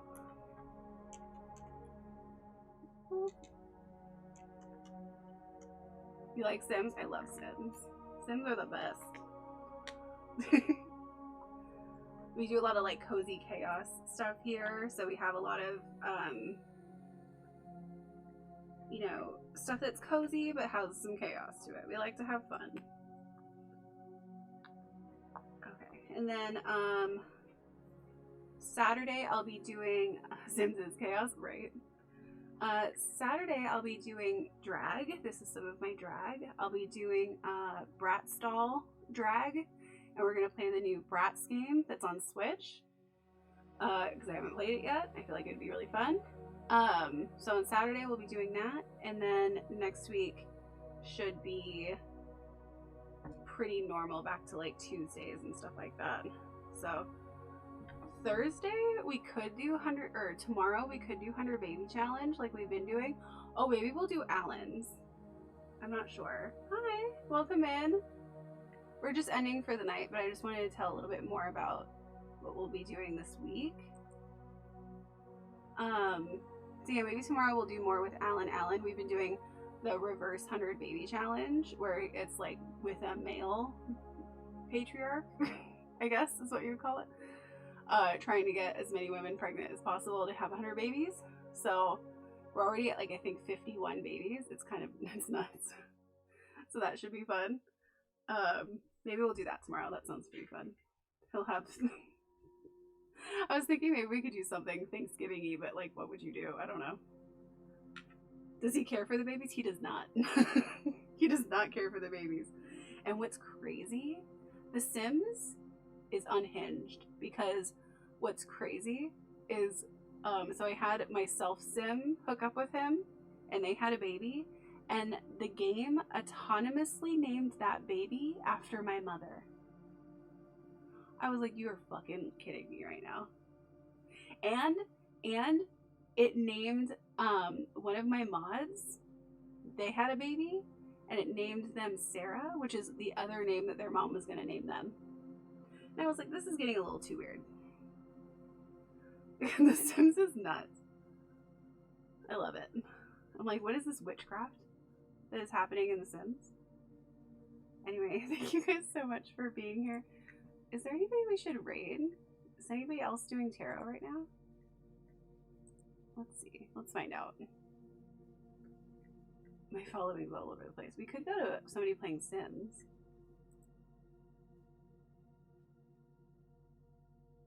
Bruh. I have a few friends playing Sims. Hi, thank you for the follow.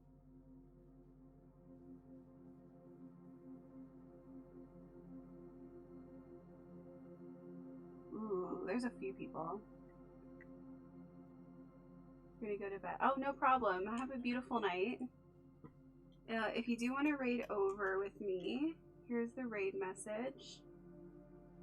I'll repost it right there. And I think we're gonna go over to